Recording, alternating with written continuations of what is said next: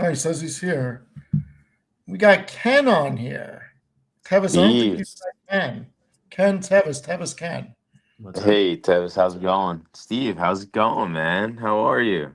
It's going good, and I don't know if I should actually introduce the two of you because I could see Tevis getting in a lot of trouble hanging out with you. Just losing all my money on degenerate gambling? Is The that what you mean? Well, no, Ken investing has in become biotech, maybe? Oh, yeah, he's become that's a worse. specialist in biotech.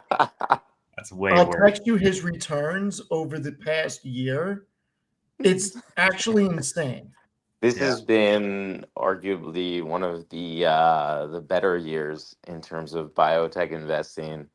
A lot of luck mixed with a little bit of research, I would say. Love it. And then we got Dougie. What's going on, Dougie?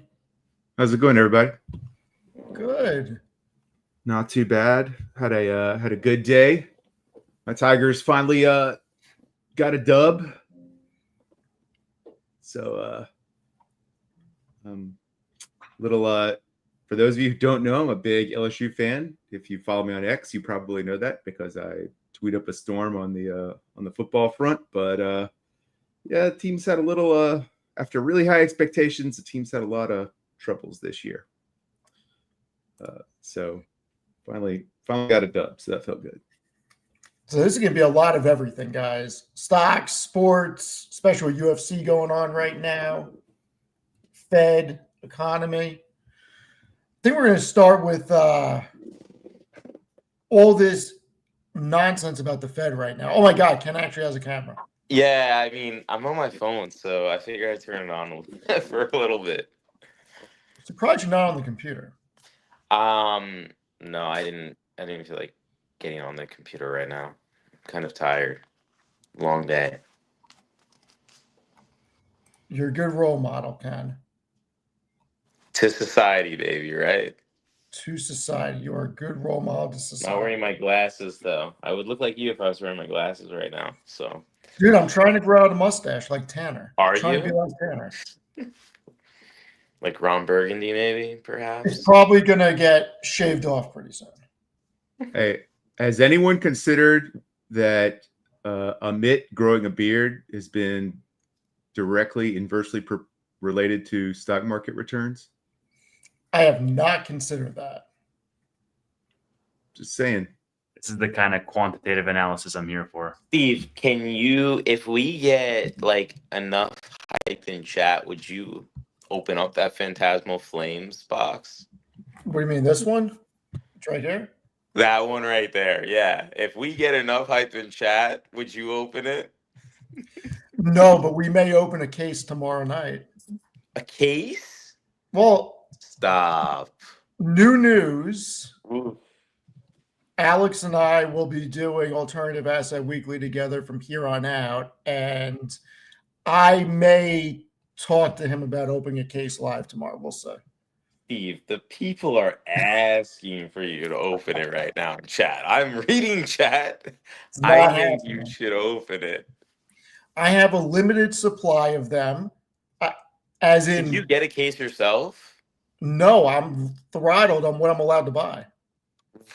I got a case myself, so that's why I'm shocked that you didn't get a case. Because like, you've always influenced me on buying more. So for the first time ever, I actually got a fucking case, and you didn't get a case. That is wild to me.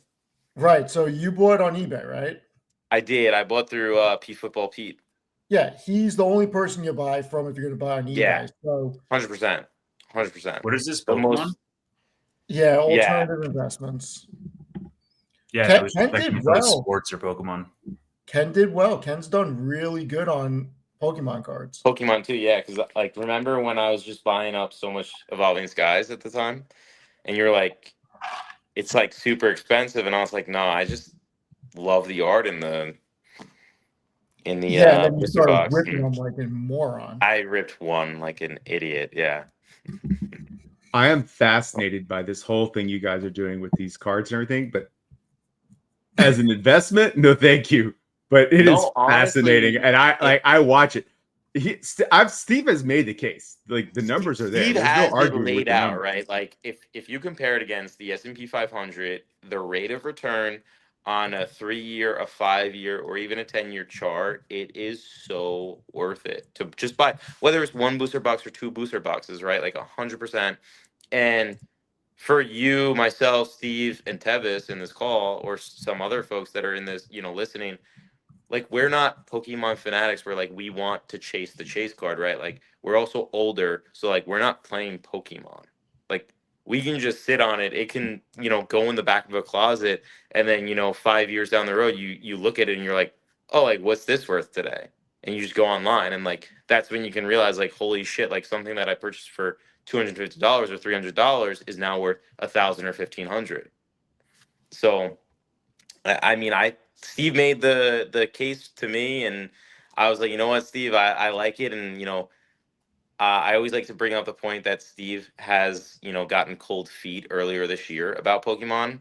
He was thinking like the world was on fire. He's like, I'm gonna sell everything. Da da da da. I was like, Steve, just calm down. It's not the end of the world. Relax. If you want to sell it all, just donate it to me. I'll take it for free. So. And then, it turns out Pokemon just started skyrocketing. So, Yeah. So the shop that I deal with and the shop that Ken knows Evan deals with, they throttled how much you can buy because they're getting limited on the actual investments or what they're getting in the store. So I had Alex send me a box. Evan got me a booster. He got me a ETB, and he got me the super premium box. So they're sitting with him right now. And then the other shop that I deal with has one or two coming for me. But I'm not buying from eBay because I just can't get it through my mind about paying that much over list. But they've been great investments. dude, I found myself guilty of, just sitting in those eBay live streams, just fucking acting like I was on demon time. And then I looked at my credit card and I was like, holy shit, why did I just spend like 10 grand in 2 days? It was crazy. But it's fun. Pokemon's a great hobby, guys. Swear. Tavis, do you have money on this right now? Is that why you're sweating this out? No, I'm just watching. I told you Nick was good. going to walk through this guy. Yeah. I mean, Jesus. Yeah. This might end like in the first or second round. Who's fighting tonight, Steve? Makachev and JDM, and then Valentina and Shevchenko. what's Zhang the Weili. Asian woman's name? Zhang Weili. Yeah. 2 title fights. So you got Brady and Edwards also fighting, which is good. Okay. What's going on, guys? I didn't know that we were going to have such an illustrious pack of investors with us today. Yeah, Chris, Ken's going how's to it try going, to focus man? into some biotech. I recommend one Biotech. thing though, Steven. Keep it to 3 people, maybe 4. Don't do more than that, because then it ends up being like too many people at the same time. I just saw that with Carlos and him trying to revive Finance Junkies, and then it just ended up being too many people. So just, I don't know how people feel about that in the chat, but I'm just saying, just limit it to how many people. Tavis, how do you let go of that? What's that? How the hell do you let go of that? What, the submission? Yeah. Yeah. Jesus. I think we guys, might be the only 2 watching the actual fight. I think these guys are not watching it. So did you guys see what happened with the New York Fed meeting that just happened? Yeah, it's a nothing burger. It's just short-term liquidity that people were just. I mean, I put a post on X about it. Some people are calling it like a crisis level event, but it's not a crisis, man. It's just, if you guys know, it's like banks, they typically have sometimes short-term liquidity needs, which means that a lot of banks, they don't just hold on to cash. Like when you go to the bank, they're not just sitting on a whole bunch of dollars in their bank account, right? A lot of them are holding on to very liquid assets and liquid papers like MBS securities, like treasury securities. And let's say at one time there's like all these payments that need to be made by the bank temporarily. So they need a nice cash infusion to get over the hump. So what they do is they can go to the standing repo facility that the Fed has, where you can deposit treasuries, mortgage-backed securities that are federally insured because they're like AAA. So you basically put AAA paper with them, and they give you cash that you can pay your bills with. And then once your cash flow comes in from another transaction or whatever, now what ends up happening is you're able to get those securities back, and you get like an interest on it. So basically, whenever you have these spikes, people get worried, right? So if you guys remember 2019, there was like an elevated portion of liquidity issues that were happening. So this time around, this giant spike that happened, and then you can see these mini spikes here, those are normal, but this spike that happened kind of worried the Fed a little, because almost 50 billion was borrowed overnight when it spiked. So the Fed kind of went into like, hey, let's check out what the hell is going on. Let's just confirm with everyone everything is okay. So this is not a crisis level event. This is more like a fact-finding mission by the Fed, right? So I also put like what these issues were. So if you see here, peak borrowing during the 2019, which is a real crisis, was almost 75 billion. And back then we didn't have the standing repo facility. Now we have a standing repo facility, so it's fine. So yeah, it's crazy that people on X are making this out to be an emergency Fed meeting where we're going to get a rate hike. It's freaking crazy. No, I mean, it wasn't like very widely like reported as being, oh my God, like a major thing. So it just, people like, oh, the Fed is talking to banks secretly behind everyone's back. It's like, okay, well, the market, they just didn't want to worry everyone, saying, because whenever the Fed has quote unquote emergency meetings, it could throw investors in a portion where they're like, wait a second, is there some kind of like 2008 level event? And that's not the case. This is not 2008. This is just short-term liquidity issues that were resolved because we have a standing repo facility. So there's plenty of liquidity in the system. And then if you look at next year, you're going to have QT basically ending in December 1st. Do you guys have comments around that by any chance? Did you guys do any research on that? I did, but I'm going to hold my comments on QT until the next Fed meeting for one reason. I want to see if they actually take the stance of we are not going to do anything for the time being because we don't have the data. I'm very worried that they're going to get behind the eight ball again on this. No, I mean, they've already said December 1st, they're going to stop quantitative tightening, that they're basically going to be, they're not going to be easing, but they're not going to be tightening anymore either. I mean, does anyone here in the chat know what I'm talking about? Like, let me share the screen again. 1 second here. So right here, the way that the Fed's balance sheet works, right, is that when there's times where they're shrinking it from what, 9.5 to 6 trill or something like that, Chris? Yeah. So basically what happens is, let's say an economic event comes and there's a giant recession, or like we had in 2008. You want to get borrowing costs as low as possible so that this way businesses have money, people have money to reinvest in businesses, in buying stuff, like lowering mortgages. So people buy homes. So this way you stoke economic growth, right? So if you get a recession, you typically want to have like government support. Now, how do you do that? Well, this is the way that governments do it. The Federal Reserve goes out there and prints a whole bunch of dollars. They print that money and then they go buy securities in the market, right? Usually debt assets like mortgage-backed securities, treasuries, and so on and so forth. So by doing that, what you're essentially doing is lowering interest rates, right? So you're quantitative easing and you're injecting liquidity into the system. So now there's more money in the system that people can go do stuff with, right? So if borrowing costs are 10%, you lower them down to 5%, people are more inclined to borrow. Not to mention banks are able to lend out more money as well, because if you're sitting on a whole bunch of cash that's yielding 10%, on like, let's say a treasury, you're not exactly going to be like, yeah, let me go lend out money to Joe Schmo, right? If the Fed ends up buying a whole bunch of treasuries and now the treasury market goes down to zero, which was what we had, which is ZERP. Now all of a sudden, actually they didn't get zero. They got like 2-3% for the 10-year because, you know, the Fed only covers short term. They don't cover long term rates. But basically, if they can only go out there and lend money AAA at 2%, they're more likely to lend you and a business money at 5-6%. So so usually you do quantitative easing for that. Now, on the other hand, if you want to control inflation, you basically want to pull liquidity out of the system. And how do you do that? Well, you do that by taking the assets that you already have that you bought during crisis time and letting them roll off. So there's two mechanisms. You could actively sell those assets into the open market, right?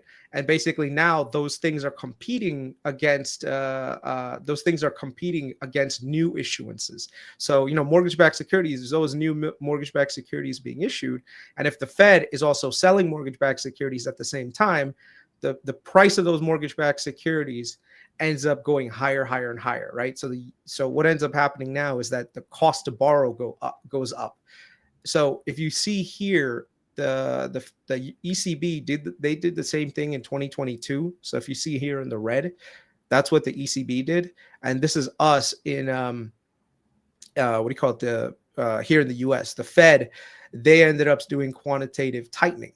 So what they did essentially was they didn't just go out there into the open market and start selling a whole bunch of treasuries and mortgage-backed securities. What they did is there's a certain level of treasuries and mortgage-backed securities that roll off over time. And what they do is they control that descent. And you see here that descent going from this all-time high of like 9 billion down this way. Now with this chart, and the reason why I put this chart up is just to show everyone, because some people get freaked out. Oh my God, there's like $6 trillion sitting on the Fed's balance sheet. Oh no, you know.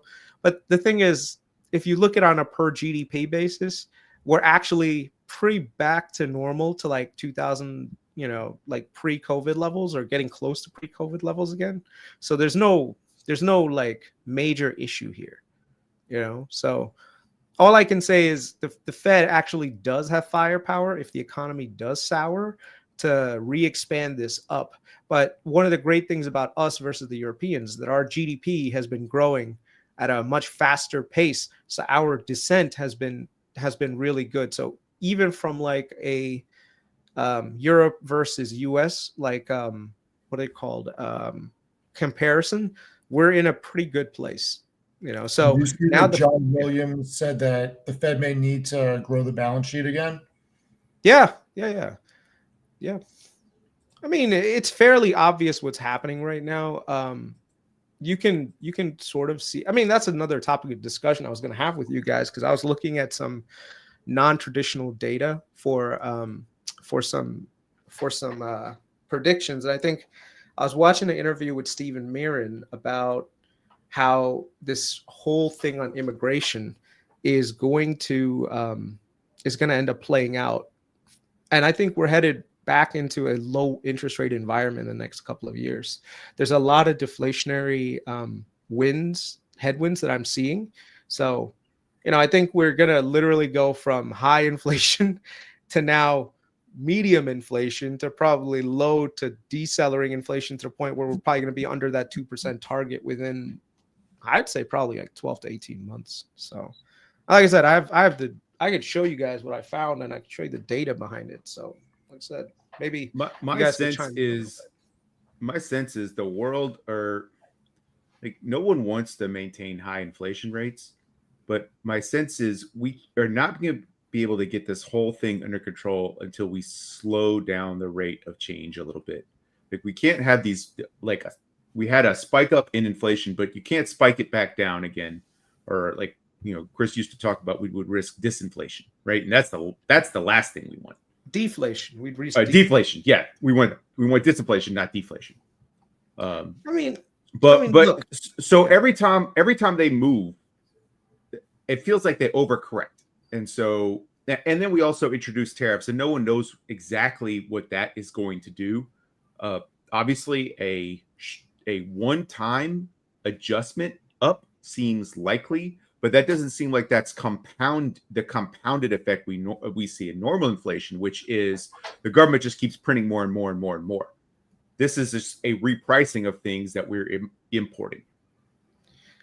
I mean, but I say all that to say that's so many different moving pieces that the Fed's essentially one tool is, I don't know if that's really effective enough for them to make a movement in it and then say, oh, that shows us exactly what we want to see, because all these other things are moving sometimes at counter purposes. When one goes up, another goes down. When it goes down, the other goes up. Well, the challenge here is that everyone wants to blame the Fed, right? And the Fed is the problem. The Fed does this and the Fed does that, and they create bubbles and they blow up. You know, they put, you know, they pop bubbles, and then the economy goes up and down. And honestly, it's not the Fed. And the thing is, people have to accept the fact that it's your politicians, right?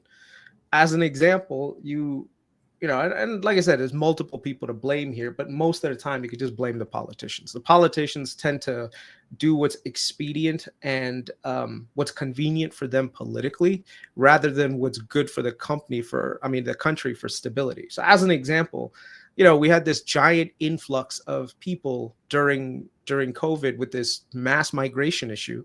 So some people say, well, look, you've got all these illegal people crossing into the border, right? And this is not to go into the politics. I'm just talking about the end results of policies. So you had all these people come into the US. So now all of a sudden you've got all this shelter that they're going to be occupying, just like Stephen Marin and JD Vance said. But I think the numbers that JD is saying are a little too wild. But all these people come in, and then at the same time, the government is injecting liquidity into the system by spending a lot of money.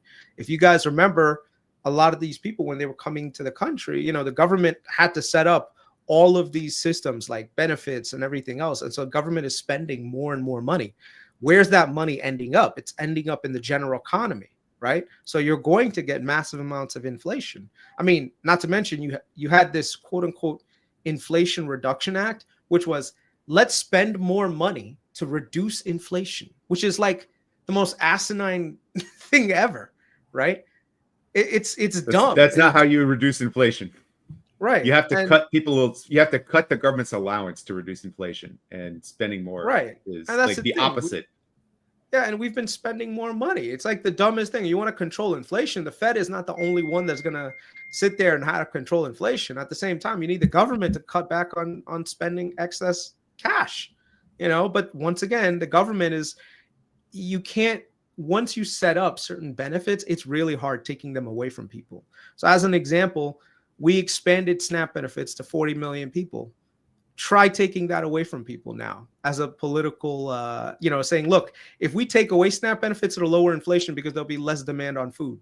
Go ahead as a politician and go out there and say that. See what happens to you. The ghost of James Carville's going to come out. You're trying to kill babies. Exactly. So from a political standpoint, this is one of those challenges you run into. Now, here's the thing. The more money that you inject to SNAP and everything else, it's like, yeah, that's a human thing to do. That's the right thing to do. But at the same time, you'll get food inflation. Why? Because there's more money chasing after food and less inventory. And then at the same time, when you did, like, I think the Trump administration also messed up, because they're like, oh, let's do tariffs. And then you start tariffing coffee and bananas that don't grow here in the US. And then if you look at the price of coffee and bananas, they're through the roof. What do you expect? And even the stuff we grow domestically, we don't harvest it domestically 12 months out of the year. Half the year we have to import it from the southern hemisphere, right? So even though we can fill our grocery stores with strawberries and blueberries and pineapple and bananas, we can stock that 24. We can stock that 12 months out of the year, which is an amazing feat of capitalism. Yeah. But you can't do it by growing it all in the northern hemisphere all year round. Like I said to people in the chat, I know some people will disagree with me. I'm just saying the government, it tends to create a lot of things to help people in the short to medium term, but the long-term ramifications are typically felt economically. As an example, you had on one hand, you had all these foreclosure programs, foreclosure moratoriums and everything else, and then they had student loans paused for almost 4 years.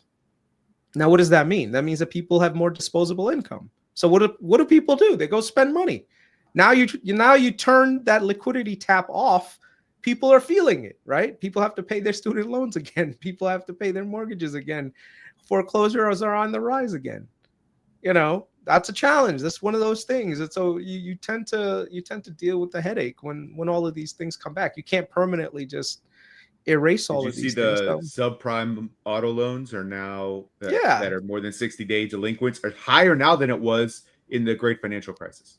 Yeah, because you injected a whole bunch of liquidity into the market. People went out there and bought a bunch of cars they couldn't afford, right? A lot of these people are now sitting on cars that are underwater for what they're worth. Like, what do you think is going to happen? And the people at the bottom, they're not exactly making all this money. These are the people that they want to now help give homes to, that bought a car they couldn't afford. Now they're going to get housing assistance. Well, they're trying to lower which is another dumb thing, but they're trying to lower credit requirements to get an FHA mortgage. I'm like it's not low enough already. And then they say, why are home prices the way they are? Well, that's the thing. If you keep giving people excess, more and more money, people are going to go out there and spend it. And then you wonder why inflation is up there. So, but I do think that I think the inflation genie is pretty much done. It's already back in the bottle. Next 2 years, I think we'll see it play out. And like I said, the data that I've seen is pretty concrete in why it'll happen. So, yeah. Tevis, I don't even think these guys are paying attention anymore. Tevis and I were watching this, one of the sickest head kicks that you've seen in 10 years. It was pretty nice. I mean, that was probably the craziest head kick since Gonzaga Crow Cop. Say that 5 times fast. Jesus. He dies. But yeah, no, I was paying attention, and let's see what happens in a low rate environment. I want to see the home builders actually be in an environment where they can borrow so they can build and get more supply on the market. You know what? I disagree on that point that home builders need to borrow money to build. I don't think that's a good argument. Like, because the thing is, you're telling me home builders, they have to borrow money to build it so that they can sell it, and then what? And then they get that cash, and then that cash just disappears. Well, you look at Toll Brothers' balance sheet; their cash on hand is half of what it was in 2021. So for them to build communities, they're tapping the debt markets. It's not they're trying to leverage. They're trying to leverage their cash just like the home buyers are. Yeah, they're tapping the debt markets to build communities. So that's my point, that in a 7% environment, it's not lucrative enough for them to build as much as the supply demands. So in a lower rate environment, I'd be willing to bet we're going to see more construction happen because the profit models are much more lucrative for the home builders. Hey, another little anecdote towards on the whole, we need to get back to low rate environments. Did you see this? I was looking for it and I can't find it, but I did grok this information back up. But DoorDash's the number of deliveries they had to make until they were profitable. Did you see that tweet? This was a couple weeks ago. They had to make approximately 600 million deliveries before they became profitable. And that was in ZERP. Can you imagine starting a new business now and trying to get it to scale? No. Yeah, but I would imagine that that's self-inflicted, though, by the company, where they offer, like, they give up all of their potential profit through customer rewards so as to capture more market share to become a That's probably true. That's probably to a certain extent, but I think the point still remains. So what if they could have pressed the button at 200 million deliveries of it? I think the point is it's on the order of hundreds of millions of deliveries before they could become profitable. So we got big week coming up. What's everybody's take on what NVIDIA is going to do? Tevis, let's start with you. I mean, that's the main catalyst this week for the entire market. I think whether well, I hope they don't miss, man, because I kind of want another red week. But I think it's going to be really interesting for just the state of AI demand in general, the commentary that they provide, because we've been seeing so many of these questions come up around. I mean, even Nebius's management was asked whether they think they think AI is in a bubble. Analysts asked the management team, and with all this, all that's been happening this quarter with regards to the deals on OpenAI side of things, and I just really want to hear management's commentary on the macro demand that they're seeing going forward. I think that's going to be the more important piece that the wider market would be looking forward to. Ken, you have any thoughts on NVIDIA this week? Few things. One, touching on some comments from your viewers. Some of them are actually hilarious. The chat's amazing. I read your chat, yes. One of the comments was, "You're pumping your bags with QXO." That person needs to be blocked immediately because they're I'm going to plead the fifth on whatever other comments I want to say about them. But you're wrong. Whoever you were, I didn't even read your name because you're literally irrelevant. You're wrong about QXO. QXO is going to be a great company. You should read up on the CEO. You should see his other companies, his previous companies, XPO Logistics, United Rentals. You are ignorant. Next order of business. Tevis said that you guys had a red week. Come to the biotech side of things, guys. We had a green week because Sedera got bought out on Friday, so that pumped everyone's bags. All right. So money was flowing on the biotech side. In terms of NVIDIA, I mean, yeah, obviously they carry the weight of the market on their shoulders. So it'll be scary if they miss, but I feel like, they'll come in line with analyst expectations.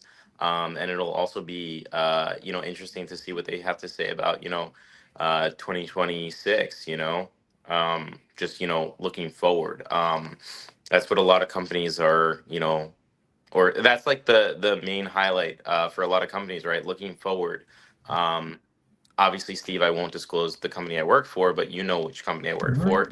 And that's been, one of the talking points with our CEO right now is, looking forward, not just focusing on 2025, right? It's, what is your plan in the next, 2 to 3 years, and what's the growth look like? And a lot of the investors that were involved in our latest round of debt funding, a lot of them were asking about AI, and the moment you mention AI, everyone's like, "Oh, I want to buy into this. Like, I'm interested." And I think, I know you're gonna hate me for saying this, and I'm probably gonna get, torched by your commentators. There is an AI bubble. It's pretty fucking real. There's not. It's not real. Stop. It's just a matter of time until something pops or bursts, and we all feel it across the entire market. You have a freaking CPA. You have to know that what you just said is wrong. And I think you're saying it just to troll because you can't even keep a straight face. You can't keep a straight face. There's no way you believe that. I mean, something has to give though, eventually. Like that's my whole thought process. I actually am putting out a tweet or a post right now. I wrote 2,351 words about titling it Dear AI Bears. So maybe I'll change it to Dear Ken. This is not the .com bubble 2.0. No, I mean, I hope not. I hope everything is good. This is not the bubble you're looking for. There's not the bubble you're looking for. There's one company though that I would love to like argue with, taking a short side on, and that would be Oklo. Hold on. For anyone that thinks that company is like legitimate, I mean, they have $0 in revenue. Like let's but that's the difference. Let's go back to the basics. No, but hold on. There's always companies like that. Yeah, any 100%. minor little bull, there's always companies like that. I'm the biggest nuclear bull you can possibly know. I'm such a nuclear bull. I know more about nuclear physics and weapons than even Chris Patel. Chris Patel's sitting on uranium over there, I think. Right now, there is expensive areas of the market. And look, here's why we're not in a bubble, Ken. Oklo could go to zero. SMR could go to zero. Freaking Palantir could get cut in half. Robinhood could get cut in half. And it wouldn't impact the market because Oklo and SMR are not part of the S&P or the NASDAQ. Robinhood is like 0.01% of the S&P. Palantir is not even 1%. And if they get cut, none of the earnings from the Mag 7 get touched. There are areas of the market that are expensive. There's always areas that are expensive. But the true drivers of AI are Microsoft, Amazon, Alphabet, and Meta. And they are expanding cash from operations and paying for everything from free cash flow. Right. I'm not saying anything negative about those companies, though. I'm just saying the other companies that are getting pumped to these unrealistic, market caps right now. Like, take BBAI, for instance, right? Like, I mean, I know people on X say that BBAI is the next Palantir. That's because they miss Palantir. Exactly my point, right? Like, they're Bingo. just taking a lot of copium. I mean, sure, they have government contracts similar to Palantir, but like, to what extent, to what degree? Not to anywhere near what Palantir was. So, I mean, I do think there is an AI bubble with those smaller companies. I don't think it's going to bust or burst with your household name brands. To really shed some clarity and put more color into that and context. Right. That's not a bubble. That is a pocket of expansion that shouldn't have happened. Dougie, where are you on NVIDIA this week? Do you think we get a bump? They're going to crush. Yeah. Do they crush enough to surprise Wall Street? That's a question. But here's actually the thing that's been percolating in my brain. I talked with Matt about this a little bit when we had lunch on Friday, and I wanted to kind of pull the room because there's some real brainiacs here.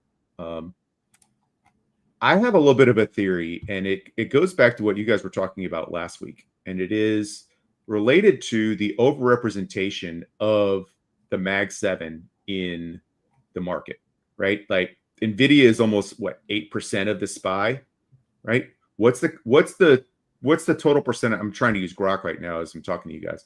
What's the total percentage of, if we were to add up Alphabet, Microsoft, Meta, Amazon, and Apple?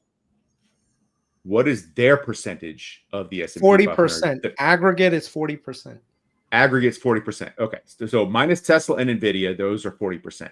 Yeah, here's the percentage right here for SPY. So let's take a look at the VIX and a calendar, and I'm going to share my screen here. That's wild. That's actually so crazy. Top 10 companies with 40% of the S&P, which is nuts. Jeez, that's so crazy. So I'm just starting to work this out. So remember, prior to earnings coming out, all the options on these companies have spikes in the volatility because of the implied move up or down, right? So if we're talking about 40% of the SPY having a larger than normal implied volatility, what kind of effect is that going to have on the VIX alone? So look at the 2 weeks prior to. So this was the 29th and 30th, right? Or the 29th, 30th, early that week where sorry to correct. Do you see what I'm getting at, Chris? Yeah, it's 30. Like if you see the screen, I'm looking at it right now. It's 30. It got to about 34, not 40%. Okay. All right. 34%. Yeah. Hugely outsized, right? Yeah. So if this spike, in addition to whatever else is going on in the market, but it just be exacerbated by the implied move on 34% of the entire SPY, just because earnings is coming up. And as soon as we have data, boom, we're back down. The VIX retraces. Are we seeing that again in a smaller thing here with NVIDIA representing almost 8% of the SPY? And then also not to mention that the entire AI trade is sitting on its shoulders. So it's just a natural feature of the VIX going up and then the algos kind of dumping because the VIX is spiking just as the natural course of earnings are coming up. Have I asked the question I'm trying to get at? Do you think? Yeah. Does anybody understand what I'm asking? Yeah. What do you think, Chris? So just to clarify, and I think Kurt said it right. Mag 7 is 35%. The other 5% is literally like Oracle, AMD, Palantir, and I think a few other names that are AI related that are just absolutely massively, overrepresented in SPY right now. So just it's the top 10 that are at 40. Mag 7 is 35%. So you're absolutely right. So if let's say that quote unquote AI issue happens and NVIDIA goes down and Palantir goes down and Tesla goes down because they're mostly AI companies, and you could see a re-rating in the S&P really quickly, which is correct. I'm just saying the VIX is going to go up because those companies are so overrepresented in the options market that their implied move alone spikes the VIX, and then the algos start dumping because they are detecting the volatility index rising. So we're seeing it. We saw a huge run up here because we had all those major companies, and then this is really just NVIDIA rising this last week. And what we'd be able to see is once we get NVIDIA's earnings, if they're at least in line, we'll see some natural froth come out of the VIX prices just because that implied move is no longer active. This is kind of eerily similar to the Nifty 50 crisis, if you guys remember not if you guys remember, but if you guys know in I think it was the 60s and 70s, where there were 50 companies that were quote unquote blue chip companies that were like the market darlings at the time. And basically when they went down, the entire market went down for a really long time. But I don't know if that's like the same this time around. So, yeah. Yeah, this has nothing to do with them going up or down. This just has to do with they're getting close to earnings and their implied move is affecting the VIX, and then the algos are dumping. I mean, but theoretically, wouldn't that happen every time you get close to earnings, Doug? Yeah, it would. You want to run the calendar back another quarter? So you're saying we're going to dump every time we get close to earnings because of the overrepresentation of Mag 7 and S&P? I'm saying that's a theory I'm working on.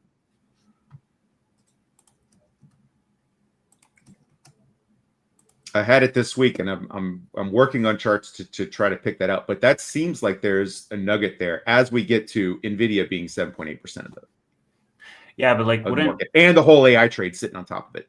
I commented that to Steve the other day. It was like, why does it feel like every quarter we're biting our nails and we're sitting on pins and needles because we have to have NVIDIA come through, or else the whole market is going down? Well, I think it's not just the technical aspect of what these companies represent in options volume. It's more around what the commentary, their proxies for assessing the underlying health of the consumer and the economy in general. And in NVIDIA's case of AI, which is the biggest secular growth trend that we've had this year. I think I don't disagree with the thought around the overrepresentation. It makes sense. I would imagine that algos would calibrate to account for something like that after it happens once or even twice, because I can't imagine that this is. Nope. If you just look at this chart, what day do you think that in 2 days Microsoft, Meta, Amazon, and Apple all reported? They all reported within 2 days of each other. They all reported on the 27th and 29th. The 29th and 30th. 29th and 30th. So here you go. And as soon as they're done reporting, VIX comes back down. Here's a better question for you guys. Just what if a politician comes in 2028? Maybe like the Democrats, they get in charge of the House and Senate, and they ended up taking the presidency in the year after that. And they say, you know what? We need to raise corporate taxes to 35% again. And we need to break up big tech again. What do you think happens? Well, I don't think that that's going to happen, considering they just got past the alphabet legal fiasco in August. You don't think they'll try again? I don't think that the socialist wing of the Democrats would try to break up big tech again, or make things difficult for big tech, or try and win are two different things. I think they'll always try. I don't think that they're going to win, because breaking up big tech would be the worst thing that ever happened for this country. And you don't think that everybody knows that? Why would that be the worst thing ever? I mean, we did that in the 1900s with what is it called? With the Standard Oil, with the Vanderbilts, with all these other things. We broke Ma Bell, we broke up. Did the economy crash? So how is Amazon a monopoly? I'm not saying it is, but I'm saying that all these people are going to look for antitrust issues. They're going to try, but what if they say Amazon has to allow for unionization across the country? Look, the reason why it would be horrible for the country is because you get such economies of scale with these companies. It is pro-consumer the way that it is built out. You break these companies up, you're going to see prices go higher, and we're no longer going to be the dominant force in the world. And you don't think that they tried doing that over the last 4 years? Steve, they don't care about that. They care about winning elections. Two different things. Remember that. The reason why I say that is because that is exact. And the thing is, the challenge is when someone comes up with this idea and they win, regardless whether it can be implemented or not, the market is going to value that into their process, right? So if you look at Google, why did Google trade so low? Because they had antitrust, right? On everyone's brain. Why is Venture Global trading at such a big discount right now? Because everyone's got litigation on the brain. So if you have this income inequality, and this is the thing with, I hope the Trump administration gets right, in that they do get income equality to come away from that. We need to get the bottom to come up a little bit. If we don't do that, the next president is going to be a hardcore socialist, because there will be people that end up voting people that want to break up big tech and slow down the growth engines. And that's what's going to happen. You know, they will come down and they will try to burn the system down. I mean, that's why Mandami won. Mandami's already going out there right now saying, Starbucks, I'm here for you with the union workers, and saying we need to get more rights for workers at Starbucks. But hold on a second. Affordability is not a left or right issue. Affordability is an American issue, and we do need everything to be more affordable in this country. And there are a lot of impediments as to why that's not happening. And they need to be stripped away so the free market system can actually work for everybody.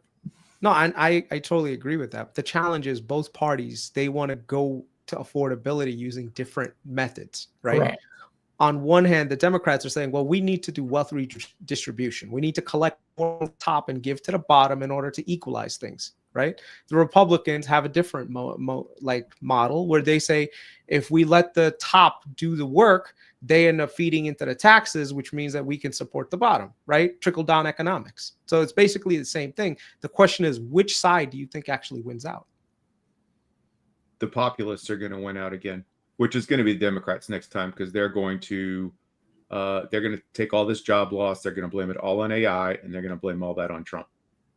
Socialists win. And big tech. And Nancy Pelosi, who represented big tech and was also, whether you like her insider trading or not, she was also a trader, a capitalist, and aligned with people who were trying to make money in markets. That is now gone. There's no more leaders in the Democratic Party that believe in that system. I just think it's such a slippery slope. And I don't disagree that it could happen again. Absolutely, it could happen again, because there's misaligned incentives there between the public and private sectors. But it's such a slippery slope when you have, let's say that the breakups do happen, or let's say that they force some companies to unionize. Well, the market is going to decide at the end of the day, and it's going to be like, what do we think is going to happen when a company like Amazon, who 40% of their entire workforce is already just robots in all of their redistribution plants? Like, okay, you're going to force us to unionize. Great. We're going to start laying off people en masse and augmenting our workforce to the best of our abilities. I mean, if you think about another election, you're going to get to that place where the technology has caught up enough where this is starting to be a feasible route that these companies can take. So I just think that ultimately the companies are going to try to find a way to wiggle their way out of it, whether it's with tax havens in other offshore jurisdictions, or whether it's with augmenting their real employees with AI on the software level, or even with robotics on the hardware level. They're going to get Elon and Jeff Bezos teamed up to create robots, and that's going to be the pushback on them the reason why I'm bringing this up is because the market is always forward looking, right? So when you look at the market and you see that socialists around the country are gaining political power, the market is going to re-rate themselves. And if right now 40% of the economy, like we just said, is running on the top 10% of companies, and if those top 10 of companies are going to get targeted for all sorts of punitive actions against them because they got so big, then guess what? The market is going to sniff that out well in advance. So this is where I'd say, I'm not anti big tech, but at the same time, I also know that, these things can end. And the way that I would think that this whole thing ends is a political sea change. And right now, the amount of people fomenting at the bottom who are struggling is very high. Like, we're sitting here from a privileged perch saying, oh, AI is going to do this, NVIDIA's earnings are going to do this. But at the end of the day, some people are at the bottom. They're like, I don't have AI stocks in my portfolio. I want to burn things down. Yeah. But like, if you don't align incentives with these companies to get to your end target, you will have the companies finding other creative solutions to avoid anything you throw at them, because they have infinite amount of resources and they have global jurisdiction.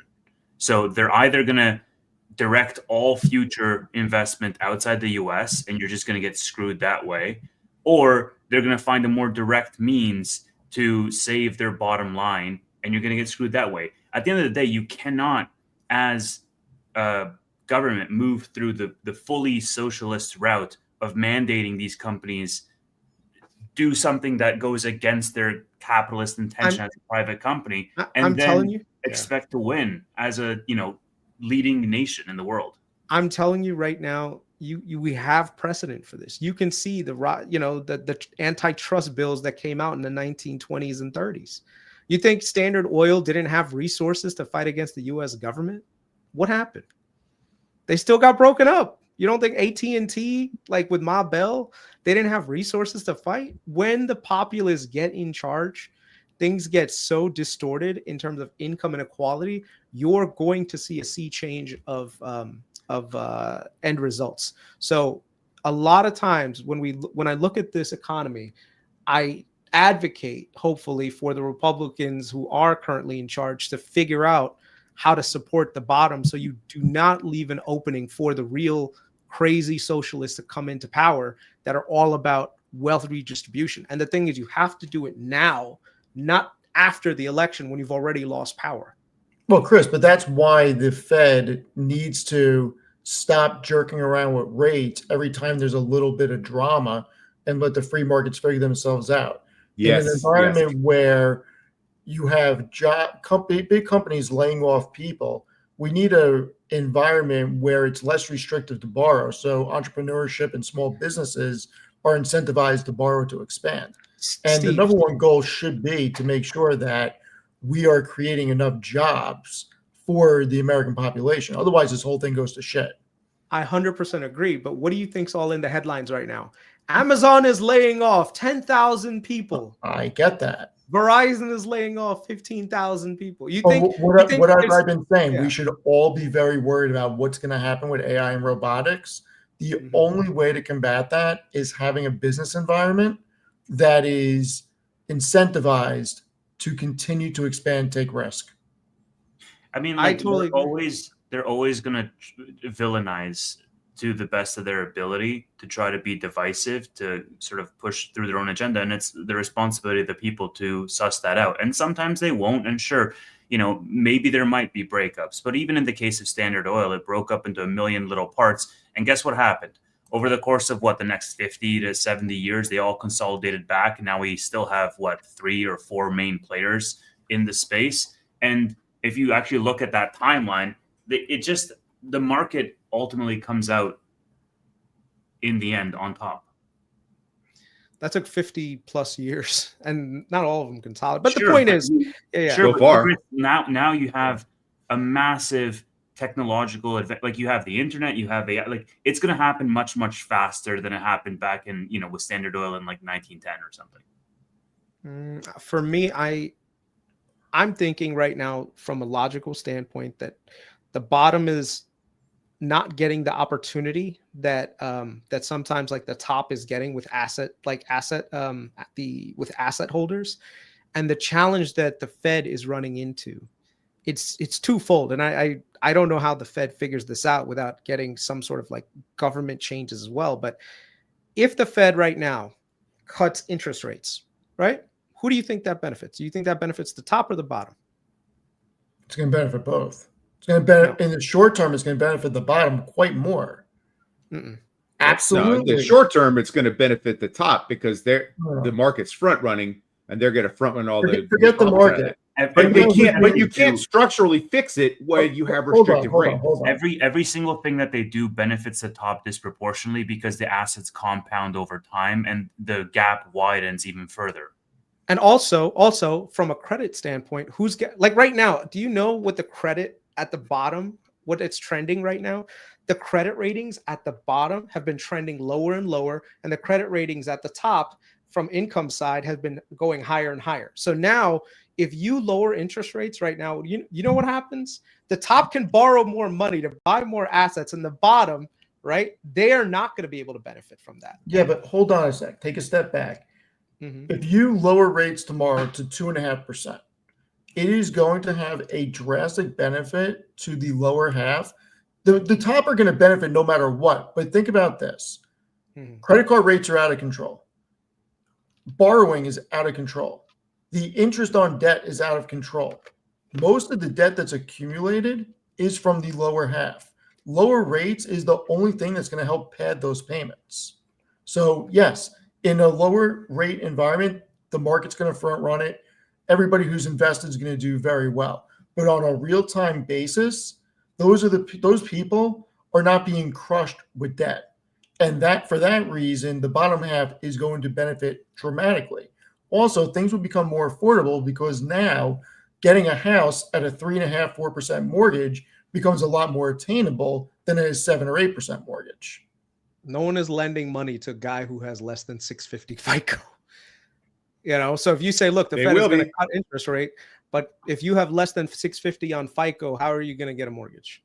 Let's say mortgages are available at 3% to buy a $600,000 house. You just inflated the asset price, but at the same time, the bottom cannot borrow because their credit rating is bad and their debt to income ratios are already so high. I'm not asking this to be an asshole. I just want to say, like, these are the questions that we're all running into right now, and the Fed is running into, and they have to somehow figure out from both a monetary and a fiscal policy with the government to figure out how do you boost up the bottom. But it's not the Fed's job to boost either side of it. It's to make sure that there's an environment that is inclusive for business expansion. That's the free market that needs to be creating jobs. And in an environment where earnings are the most important thing, we have to be ready for layoffs from big tech and the bigger companies for implementing AI. And the only way to combat that is make sure that we have an environment where entrepreneurship can flourish. You guys know that I'm very worried about the next 20 years. And I don't know that there is an answer, because I truly think robotics and AI are going to take a lot of things over. I mean, Doug, you actually watched the video with me last night. What did you think about what Sternlich was saying? I didn't feel that's like, I agreed with your point, and you've made it several times, both on Amit's show, and so I don't know. I didn't have the same kind of visceral reaction to it that you did. Maybe I was, because I was already familiar with it. But the anecdotes he was giving about not being able to make money on $8 or a glass of orange juice. Those are the types of things where you're like, okay, well then why is anybody even trying? If you can't make money, if you can't make enough money to operate a business and pay people when you're charging $8 a glass for orange juice, what's the point? I mean, and the bigger problem right now is, look, we all want everybody to do well and make more money, but man, if you raise minimum wage to 30 or 40 an hour, I'm not saying people don't deserve it. My fear is that it doesn't fix anything.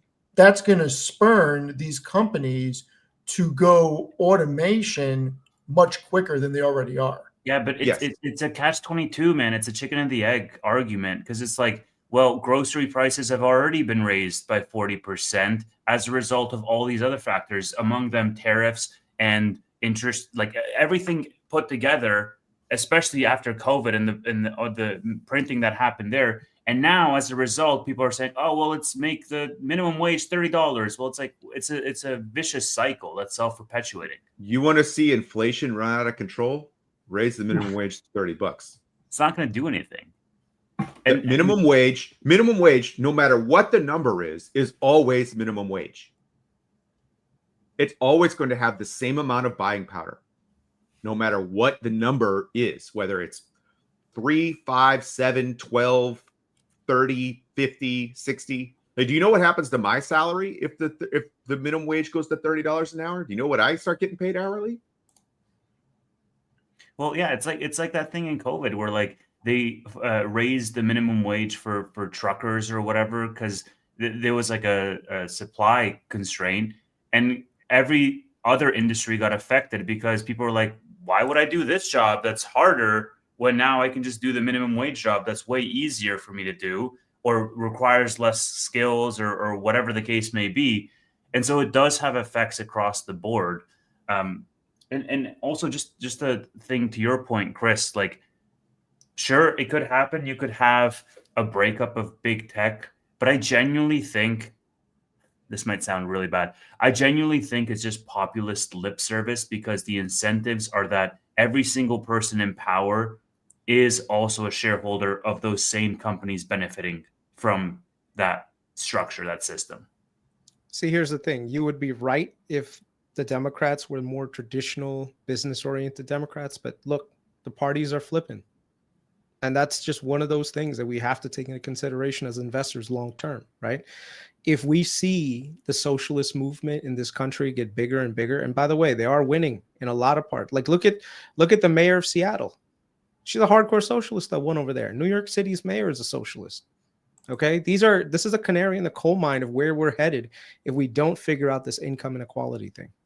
Okay, so I'm just trying to be very blunt. When was there ever income equality? At what point is income? It doesn't need. At what point is income equality solved? I'll tell you when. Right after World War II. Right, but that's a whole different scenario. But let me. No, but I'm saying, like, you have, so just as the upper. This is what is it? Thomas Piketty has a great book on this. So we need to have a world war. Well, that's the other thing, right? Because just as the top will disproportionately benefit from the status, like interest rates going down, as an example, relative to the bottom, the top will get disproportionately hit in, let's say, a war, because they're the asset holders. And when Europe gets decimated, guess who gets hurt the most? It's all the people who have assets. So well, you also removed how many hundreds of millions of working age males? Well, the thing with after World War II is that the rest of the world was destroyed. Okay, Europe was in shambles. The Japanese were firebombed to death. The Chinese weren't around at the time to really have that economic output. India had just gone through famine, so there wasn't really a lot of economic output other than the U.S., which supported this giant manufacturing boom and investment boom when all these people came. Now we live in a globalized society where we've got competition for production, right? So the 1950s and 60s were a very unique time in the United States where you had a lot of like uplift for the middle class. The thing is, we need to, and by the way, there's never a moment in time where the middle is as equal to the top and the bottom. The thing is, it's always an aspirational goal to try to have as big of a middle class as possible. It's an aspiration. But the thing is, that widening gap is something that people right now are looking at and just saying, wait a second, there's something wrong here. I'm telling you, one of the things that I hate seeing in the long term is I hate seeing companies who have buyback programs also laying people off, saying, look, I have to generate shareholder value. I have to lay people off because guess what? I won't be able to make my earnings next year. Right? I have a CEO, his entire incentive is my stock price. They're legally bound to do that. No. They're legally bound to fiduciarily. Their fiduciary responsibility is to generate long-term shareholder value, not to do short-term share price appreciation. You look at Pfizer. So what if we changed reporting requirements from quarterly to semi-annually? No, that doesn't matter. I'm telling you, long-term value creation comes not from share price appreciation. It's actually come from value creation that's quantifiable with good metrics, right? So here's an example. You look at Fiserv. Fiserv was doing really well. CEO comes in, his entire incentive structure is what? Get the share price higher. My stock options go through the roof. My stock options go through the roof. I exit with a giant parachute. You know what he did? Every step that he took was to do share buybacks and basically raise prices on customers. That worked in the short term. Fiserv's revenue, earnings went up. But now what are they stuck with? They're stuck with a shit ton of debt. They're stuck with margins that are going down because competitors are eating them alive. You see, that incentive structure was for shareholder value creation while he was there because his compensation was tied to it. It destroyed long-term shareholder value. So what does long-term mean? What's long-term? 1 year? 6 months? No, long-term means 10 years, 20 years? Long-term means because if I'm 40 years old, I have no interest in, if I have to wait for value creation to be long-term in my holdings, there's no reason for me to buy anything when I'm 40. So let me give you an example, because it's the same with all the major auto manufacturers. The average tenure of the CEO and like across traditional auto manufacturers is like 5 or 6 years. And all they do is they juice up EPS as much as they possibly can. They don't invest in the future. And this is why traditional auto manufacturers have struggled so much with refactoring or reconfiguring their production lines to account for EVs. Okay, it has lower margins, but the point is because they have such a short-term view on the business, because they're in, Ford today and they're going to be in GM tomorrow and in another one, like they're operators, they optimize for the short term, and they kick the can down the road, and nobody really wants to make that hard decision to invest today and reap the rewards a decade from today and be, capturing market share at that point. But see, this is what I'm saying, that right now we're in this perverse situation where companies would rather buy back shares than keep staff, keep workers. You think that's right? Long-term, the company to say, as the owner of the business, I'm fine with that. As the owner, right? But not everyone's the owner. There's a lot more people that don't own stocks. Yeah, if you were the employee of that same business, then it'd be a little bit more mixed. A lot of employees are also shareholders. Well, so I think that is a part of the solution, right? Because, back to the auto example, like in the 80s and 90s, like Japan really skyrocketed because they were going ground up in terms of finding innovation, and they were rewarding their actual like frontline workers with shares, and also giving them a voice in terms of what the future of the company was going to look like. Meanwhile, in the US, you had a lot of power consolidation in the executives, and what you resulted with was this massive disparity in terms of the take home, as well as a huge like middle management layer that was just, pencil pushers. The reason why I'm saying this is because a lot of the policies that we have right now are geared towards total shareholder value return via things like that are artificial share buybacks and everything else. If we don't create some mechanism where businesses are incentivized to hold on to workers and actually reinvest in workers, then we're looking at, I'm telling you right now, a really bad situation in 5 years Tax where the a socialist buybacks. will come. Huh? I've heard it. It's just put a small tax on the buybacks. It could, that's one solution, but I'm not sure that's the entire one. I'd say add or a tax, just like add a surcharge for every share you buy back, or every dollar worth of share that a company buys back, a certain portion of it is taxed. I mean, if I was making policy right now, I would say the government can basically say for every dollar that you reinvest in your workers via an education program, via like all these other things to upskill, to give you like bonus credit, like tax incentive wise. So instead of the incentive being, hey, we're just going to lay off people and use that savings to basically buy back shares, to actually reinvest in other ways, and the reason why I say that is because if AI is really coming for all the jobs, you need to create a system where more people have jobs, and you need to create a system where people are not just going to say, hey, AI is here, automation is here, let's just start laying everyone off. And you know why I say that? Because right now Verizon, a company I'm investing in, is doing exactly that. Dan Schulman came in and said, you know what, I'm laying off 15,000 people, consolidating 500 stores. That's 15,000 people that are not going to have jobs in the next. They're not getting laid off because of AI. They're getting laid off because they were overhired, and there are a lot of useless people at these companies still. Here's a question to you. Over the last Chevron just laid off a whole bunch of people. The problem, Doug, is like the useless people are also consumers. And so that's true. But there's room there. Ideally, in a low rate environment, there's room and places for those other people and to go get new jobs. So what we're stuck with right now is we're laying people off, and we have a restrictive rate environment. So there's no way to move that labor around into somewhere constructive. But then we also have to consider that the task they were doing was not as valuable as as those workers think it is. Fuck. We'll see we'll see where things go, man. But all I see is right now, investing right now is probably going to be a lot more difficult in the next 5 years because there's going to be a lot of policy changes. I mean, I'm trying to invest long term, and I think one of the things that I might start doing is just adding more to bonds and things like that. Where yes, I've done well on the equity side, but I think it might not be a bad idea to be a little bit more defensive and add more bonds to the portfolio. And I know it's like, oh, bonds like 5-6% yield. Why the hell is that important? But the thing is, if you have 6% compounding on a good amount of money, you're good. You're good. And you know what's funny? The Trump administration is buying bonds more than BPY right now.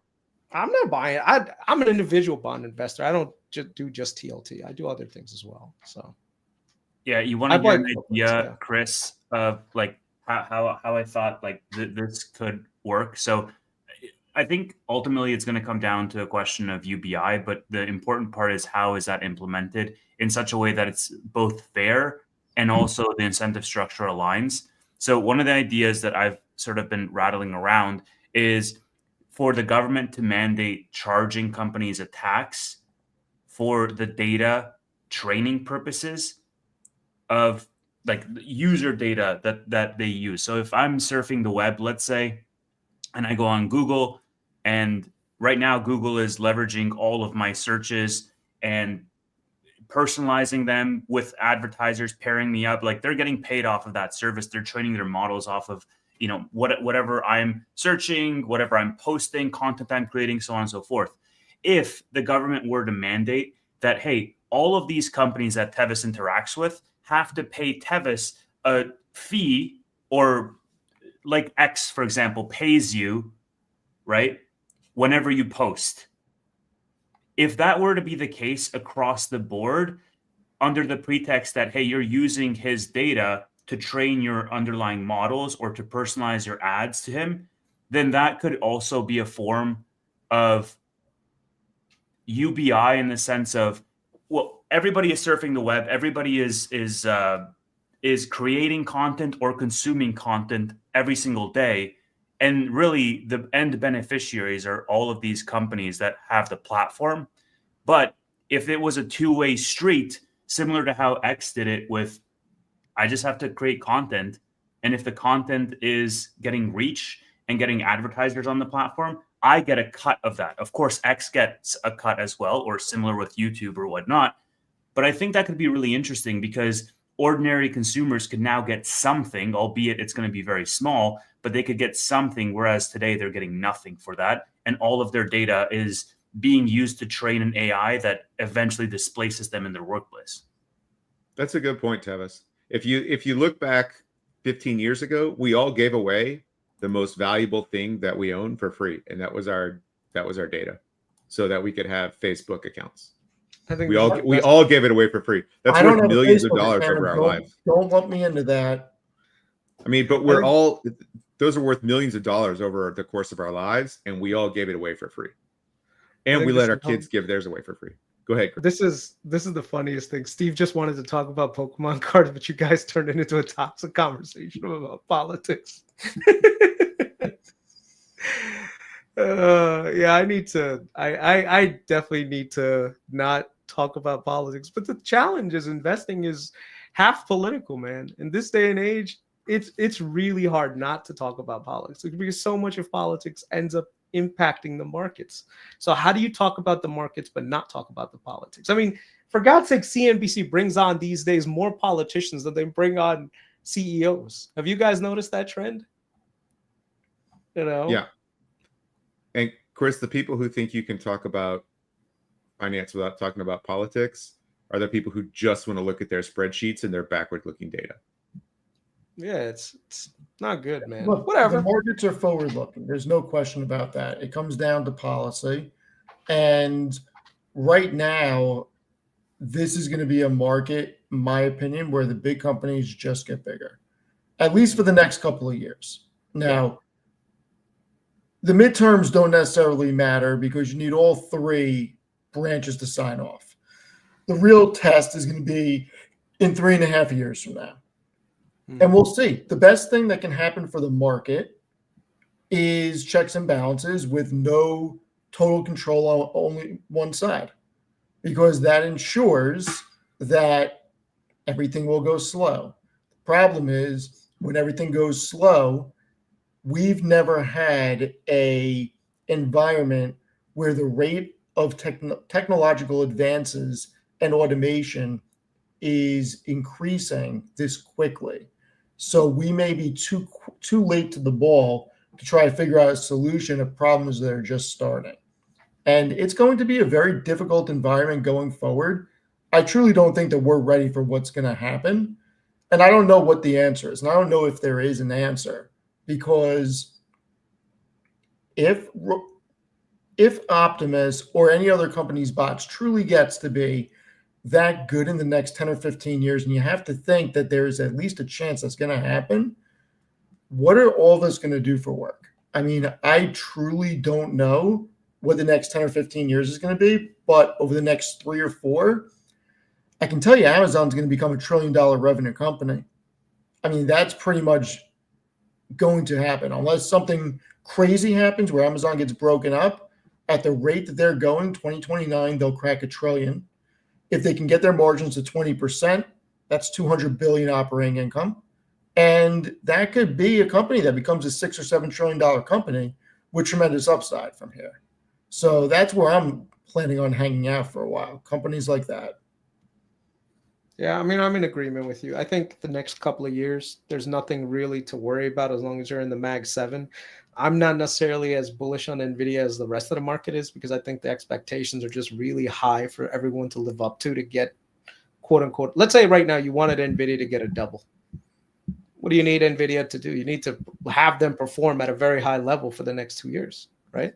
Chris, I really respect you, and I follow you on your Patreon, and they need to do share buybacks. I know they could. And I love you, but you have been saying that for 4 years. 2 years, not 4, 2. 2 years. You've been saying that since Nvidia was a 200 pre-split. Yeah, that's true. I wasn't the biggest believer of how much money companies were willing to lose up front to keep this thing going. And the thing is, it seems like there is no limit. Like even today, like I think Sundar and the Elon were talking about, we don't care how much we blow on AI. We're just going to spend it. Because they can afford to. And this is why that they're going to continuously be the leaders, because nobody can compete with them. You can't compete with Alphabet, who generates 145 billion in EBITDA. You just can't compete with that. You can't compete with Microsoft that puts up 166 billion in EBITDA. I mean, these companies are in a class of their own. It's the exact same playbook that we just mentioned 30 minutes ago. Doug highlighted it with DoorDash, right? Like you're going to spend as much as you possibly can to accelerate your R&D, capture more market share. And then once you've established who the mainstays are in the AI space, everybody else is going to fall off, and you've established 3 or 4 key players. Then you optimize for monetization. But right now, if you have the deep pockets, like why wouldn't you spend to go faster? Like it makes perfect sense. Well, but that's what I'm saying. These companies are not going to take their foot off the gas because they don't have to. They're not tapping the debt markets. It's all from profitability. Oracle's not in the Mag 7, so I don't want to hear, oh, Oracle's tapping the debt markets from anybody, because that's not who I'm talking about. The biggest cloud providers are just going to get bigger. And the expansion in clouds can continue to happen. And I got to tell you, I really think that that's going to drive the market higher. I think we're going to see a re-rating. Companies like Oklo, SMR, I think Palantir is going to catch a re-rating at some point. I've been wrong on that. It does not benefit me for them to go down, but they are trading at a nosebleed valuation that doesn't make sense. Same with Robinhood. I think you're going to get companies that teeter off a little bit, but ultimately the big tech powerhouses are going to drive the market higher. I think the 2 best names in the market right now are, number 1 is Meta. Like Meta is so egregiously undervalued compared to the other Mag 7 that like they're having their own Google moment right now, where people are in the market are just not appreciating. I mean, year to date, like 1 year return, I think on Meta right now is 0. Literally 0. They didn't have any increase, but at the same time, you look at their ops cash, their operating income is like 88 billion. And they're all so I'm looking at this, I'm like, wait a second, how does this make sense? And of course, Google, which everyone thought search was dead, but the way that GCP and their AI cloud is growing right now, it's insane. If you were to ask me which Mag 7, like last year, I was super long on Google, and I'm still super long on Google.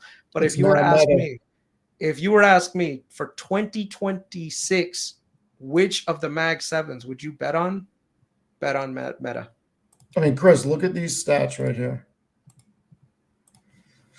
So ops cash, just like you said, I'll make it bigger. So Meta's trading at 14.28 times cash from operations, whereas Amazon is at 19, Alphabet's at 22, and Microsoft is almost at 26. Yep. It's absolutely crazy. It's insane. On the forward valuation, Meta's trading at 18 times. It's the only one in the Mag 7 that's under 20 times. And the fact that Costco and Walmart trade at 31 and 38 times 2027 earnings, when Meta trades at 18, Alphabet trades at 22, Microsoft at 23, and Nvidia at 23.5, Amazon at 24.5. This is not an expensive market. I'm sorry, it's just not. The best companies in the world with balance sheets we've never seen before, putting up over 100 billion in cash from operations each, trading at under 25 times forward earnings. Sorry, that's not an expensive market. I would say Meta is probably going to go the hyperscaler route within the next, I don't know, maybe. You're really on that kick. If you look at some of the people that they've been hiring and putting on their board, huh? Why haven't they yet? I mean, look, They're secretly I read building it. it All out. these little Bitcoin miners could switch to being data center people. Zucks has the hardware and the facilities and the know-how to become a hyperscaler. Zuck is Why hasn't secretly they doing even it. started it yet? Zuck is doing it very, very coy. He's being very, very coy right now. And the thing is, like, do you know when I knew that GCP was going to do really, really well? It's when they hired TK away from Oracle. You know who TK is? Like, he's in charge of Google Cloud. Anyone? Thomas Kurian. He used to work under Larry Ellison, but Larry didn't recognize potential, so Google hired him away. Very similar moves are being made by Meta right now, where people with experience in the industry, working with corporations, they're getting hired up by Meta right now. Let me show you like a couple of examples. 1 second. While Chris is pulling that up, gents, I've got a meeting I have to run to. Dougie, great seeing you. Yep. Thanks, man. We'll chat movies later. Tevis, Yeah, thanks. definitely. Chris, appreciate your opinion on everything, brother. Talk to you all later. Take care. Also, while Chris is bringing that up, Steve, who you have here? Do you have Sean Brady or Michael Morales, undefeated 18-0? I don't have a pick on that one. I have Sean Brady, baby. Let's get it. I'm only going the last two on this one. Yeah, who do you have for your last two, just so that we can then talk stocks and the people can get what they want? Yeah, I mean, it's tough because I'm a Valentina fan. Yeah. And it's very hard for me to not pick her, so I'm going with her default. Yeah, that's who I have as well. And I'm going Islam. Obviously. That you can go either way, but Islam to me, Yeah. when they fight 10 times, he's winning 7 times. Yeah. No, I think Valentina is going to be in a good spot. I know Wei Li, I think, is she the underdog in this fight? I think she's she is. But yeah, man, I have to go for Valentina. I think she's gonna get it. And then I think Islam's like the heavy favorite. He's like minus 300 or something. But yeah, we'll see how Brady does. Did I make this post too long? Did you see the post on X I put out? The thing about we're not in a bubble? It was 2,300 words. Wait, what? I didn't click see more. Holy Click crap. see more. Yeah, it's kind of long, man. Just make it a Seeking Alpha article at this point. No, they won't publish that. Really? Nah. That's wild. So right, this is someone they just hired a couple of weeks back from HubSpot. Clara she's going to be the Meta's head of business AI, and she's on the board of directors now. Tell me why Meta is going to have business AI all of a sudden. Why do they need a board member with experience from HubSpot, right? Like all of a sudden now. Why do you need that? She was previous CEO of Salesforce AI.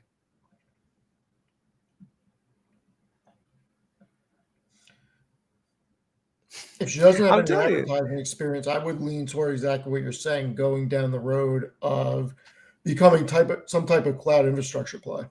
Yeah. Oh, that's the route that they're going, dude. They're going to be the default software. They're going to try to be. They're going the hyperscaler route. People are going to build on Meta's. And the thing is, even Zuck said it in his earnings interview. Like, people are knocking at our doors asking us, hey, can we partner with you guys to do specifically this? And Meta up till now has been saying no. But you don't think Zuck knows that there's a business opportunity out there with the margins that you're seeing right now with with Google, with Microsoft and Amazon? He wants to get a piece of that. He knows that he's running out of users for Instagram and WhatsApp. I mean, how many more people can you possibly add? And how many of them, even if you were to add, how many of them are monetizable? How efficient is your AI going to be that your ARPU is just going to keep going up and up?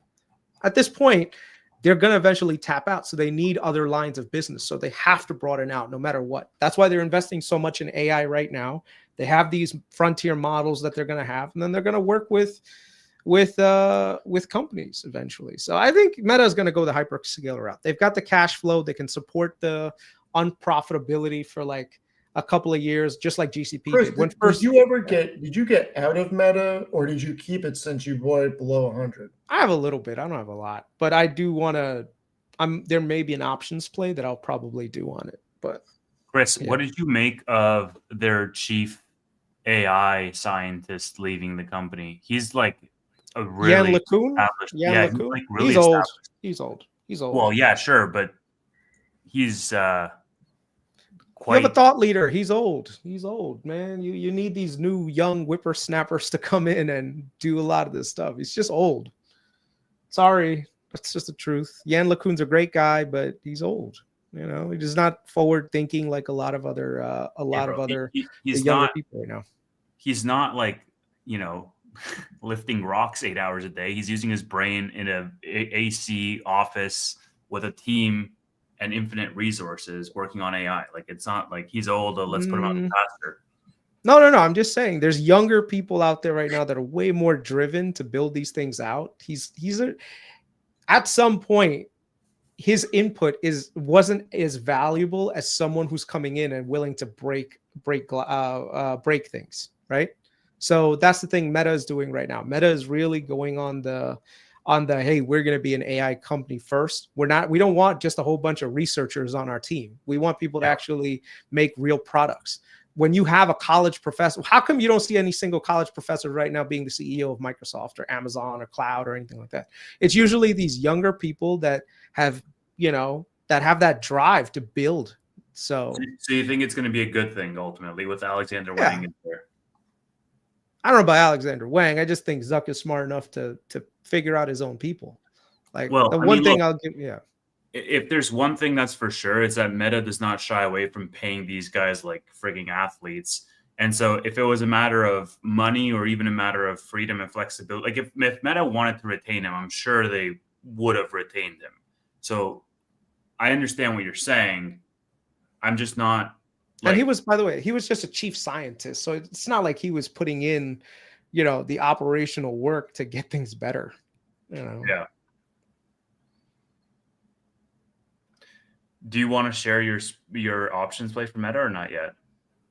Not really. I'm done trying to do like individual plays and all this other stuff. I think I'll just talk about things broadly because everyone can figure things out on their own when it comes to that stuff. Not to mention the amount of risk that people take is just too much for me to try to explain and be responsible for. So not really like I said, I'm eventually going to sunset the Patreon too. Like I've done well enough at this point that I don't want to be in the, what is that thing called? In the information giving market anymore. If anything, I'll just talk about things and that's it, and yeah, that's about it.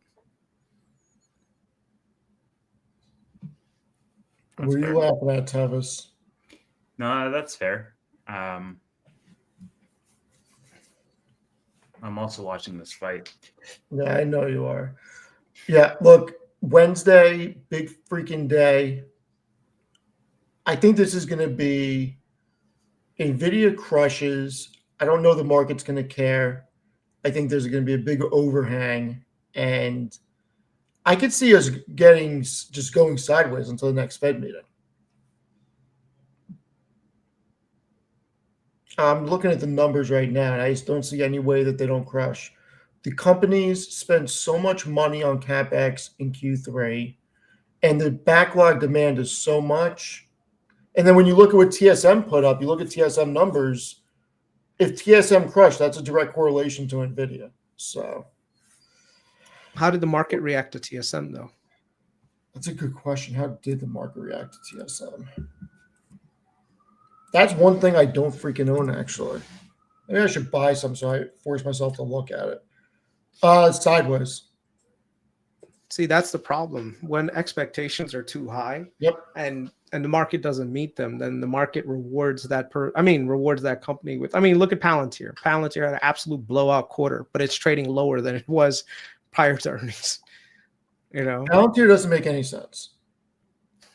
The valuation doesn't make any sense. I'm not talking about valuation. I'm just saying market's reaction to earnings, So I think what happens is investors, they get a little too ahead of themselves when it comes to like right now, you just said, oh, Nvidia, they're going to have a blowout earnings because, all this data center, blah, blah, blah. So the expectations have already been set kind of high. Oh yeah. So if they don't meet those lofty expectations, the market gives it a re-rating down. I also didn't think Nvidia was going to be at this price right now. I thought it would be 185 by the end of the year. I didn't think that they were going to be cracking 200 in the end of October. That was not on my bingo card. It's back to 190, so it's not like that much. And it was back to 182. Look at where it was in July. Okay. It ran from 140 to 190 or 180 pretty quickly. Yeah. July was a really good month for them. They've kind of stalled out a little bit after August. I mean, they're still on the uptrend. It's not a broken thing, but if you look at it from August, it's somewhat sideways. Yep. And from January, they're up year to date 37%, which is really good. I don't know. I'm repositioning myself a little bit, but I'm sticking with all the big names. I'm just moving a few things around. And I got to tell you, BMR keeps dropping. I may double the position on it. I'm too exposed to it already, but I'm fine. I have a lot of. I've been milking the volatility for the last probably like 4 or 5 weeks, which has been good. Whatever. I think BMR recovers. I don't have a full position on it. I see the correlation between BMR and NASDAQ. So the thing is, if the general NASDAQ starts rising, and BMR is probably go again. I mean, let me just show you guys the chart on it. It's so correlated that I'm thinking like, this is why I think Tom Lee is 1 second. Yeah, but I mean, what time period are you looking at? You can't use July. 1 year. I'm looking, not 1 year, like 6 months. Not BMNR. I'm looking at Ethereum. Okay. If you're looking at Ethereum, that's different. You said BMNR. Okay. No. Ethereum to because the thing is, with the way that I'm valuing BMNR is that I'm looking at the price of Ethereum and what I think it's going to be, and then figuring out what the MNAV is probably going to be, and then figure out what kind of MNAV multiple BMNR gets. Like BMNR's MNAV multiple has gone down from like 1.5 to now I think 1. I mean, we don't know what the exact what is that thing called? We don't know the exact outstanding shares are, which is sort of annoying, to be honest with you now. Like, I don't understand what the point of holding that information back anymore is. Like, you see MSTR being very, very transparent with it, but like BMNR just does not share how many shares outstanding. Yeah, I mean, look.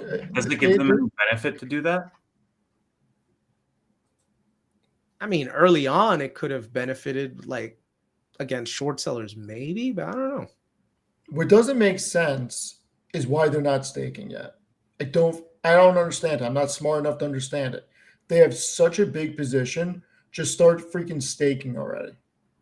Yeah, I was going to say that too. I was like, what's the point of not staking at this point?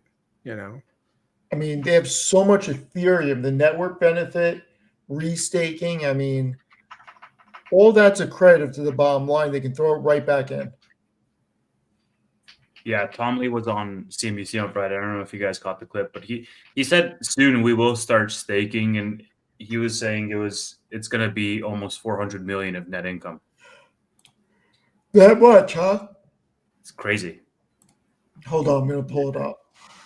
Tom Lee. Not the drum. All right, Chris, I got to ask you something.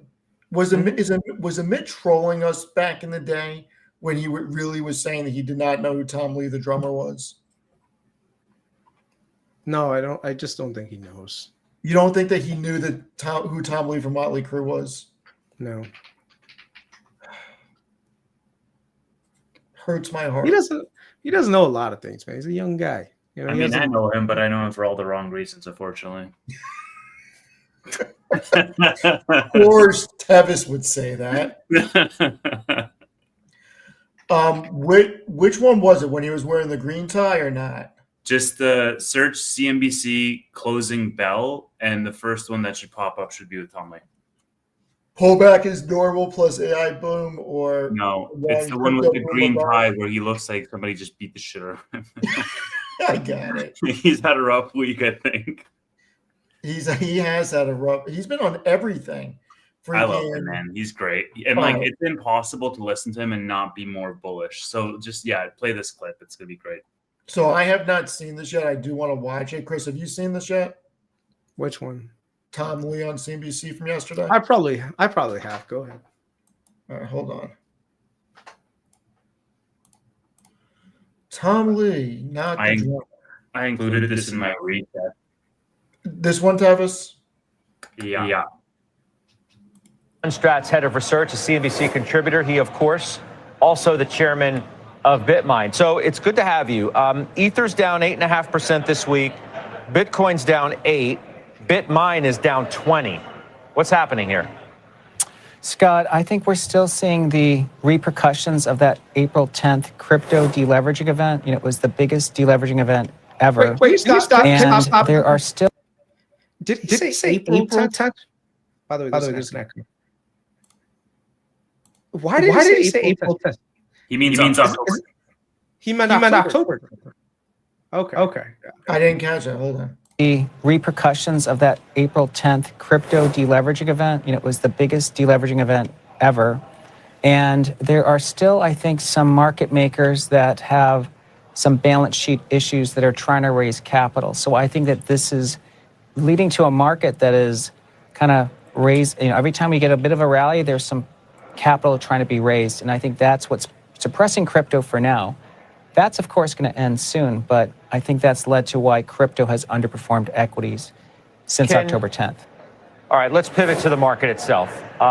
Is your confidence at all shaken in where we are and what you thought the prospects for an end-of-year run could be after what we've seen this week?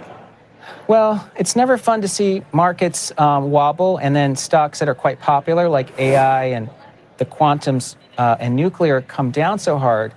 But it is consistent with the idea that, we were up 6 months through October, so the market's overbought. We expected 2 weeks of consolidation, which is what we're getting. And then, of course, as you know, there's hawkish Fed talk, so there's a bit of a tantrum the market's having. But between now and year end, we still have really good seasonals. The earnings have been good. Sentiment has flipped negative, Scott, as you could tell. I mean, the AAI went to negative 17.5. So I'd say the risk reward is still really good for equities into year end. And yeah, I think the S&P will be over 7,000 by the end of the year. In fact, maybe over 7,000 by the end of the month. No cut in December. Let's just say that's now the base case.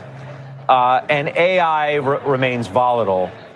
The broadening trade looked pretty good at times this week, to where we were thinking of, okay, maybe we're going to get an everything rally. You think that's possible? Yeah. I mean, I think one reason the Fed is backpedaling on a cut in December is not because they have more confidence that inflation is strengthening. In fact, many of them said they just don't know, but in general, they agree it's probably not. I think that there are signs that the labor market is maybe stabilizing. So you actually have a Fed waffling for the right reason, which is, look, if the employment market's holding up, the Fed doesn't have to cut. That's still a good environment for equities. I'm not trying to spin it, but it's not a bad reason if the Fed is starting to have second thoughts. Okay. Always. Tom, I got to leave it there. I appreciate you. I've got some news that I have to get to, though. I'll see you soon. That's Tom Lee. If only they would say that's Tom Lee, not the drummer, that would be hilarious. Oh, no, look, a lot of people are in BMNR. A lot of people not doing well on BMNR. Said this from the beginning. If you're in BMNR, you should have a 3-year time horizon at the very minimum. Nobody knows what this stuff is going to do. The only reason I became bullish was because of the Genius Act. We need the Clarity Act to be signed, and we need real stablecoin adoption. If we don't get stablecoin adoption, I will not be bullish on BMNR or Ethereum anymore. I would say watch the Steve Eisman interview with the guy from KKR. Really laid out the case for.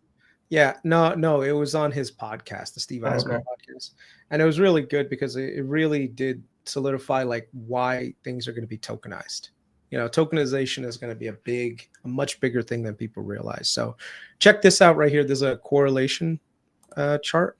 So, if you guys look here, this is the correlation between Ethereum, Bitcoin, and U.S. tech. So you can see it's pretty much, you know, at least directionally, it's aligned. And then you can see like where it's going. So right now, you can see that there's massive sell-off in Ethereum that just came over here, right? This is overdone relative to how much the sell-off in tech is. So I think eventually this thing is going to gradually move up within the next probably like, I don't know. And this is what Tom Lee is probably alluding to with regards to Bitcoin and Ethereum kind of shooting higher for the end of the year. So, yeah. Well, that's why his price target's like 7,500 or something. They're trading nearly at NAV right now. Exactly. Right? So I mean, like, if you're looking at it from that perspective, this thing's at $33 where it was 2 months ago, and yet the Ethereum per share that they have is way higher than if you were to have bought it at $33 a couple months ago.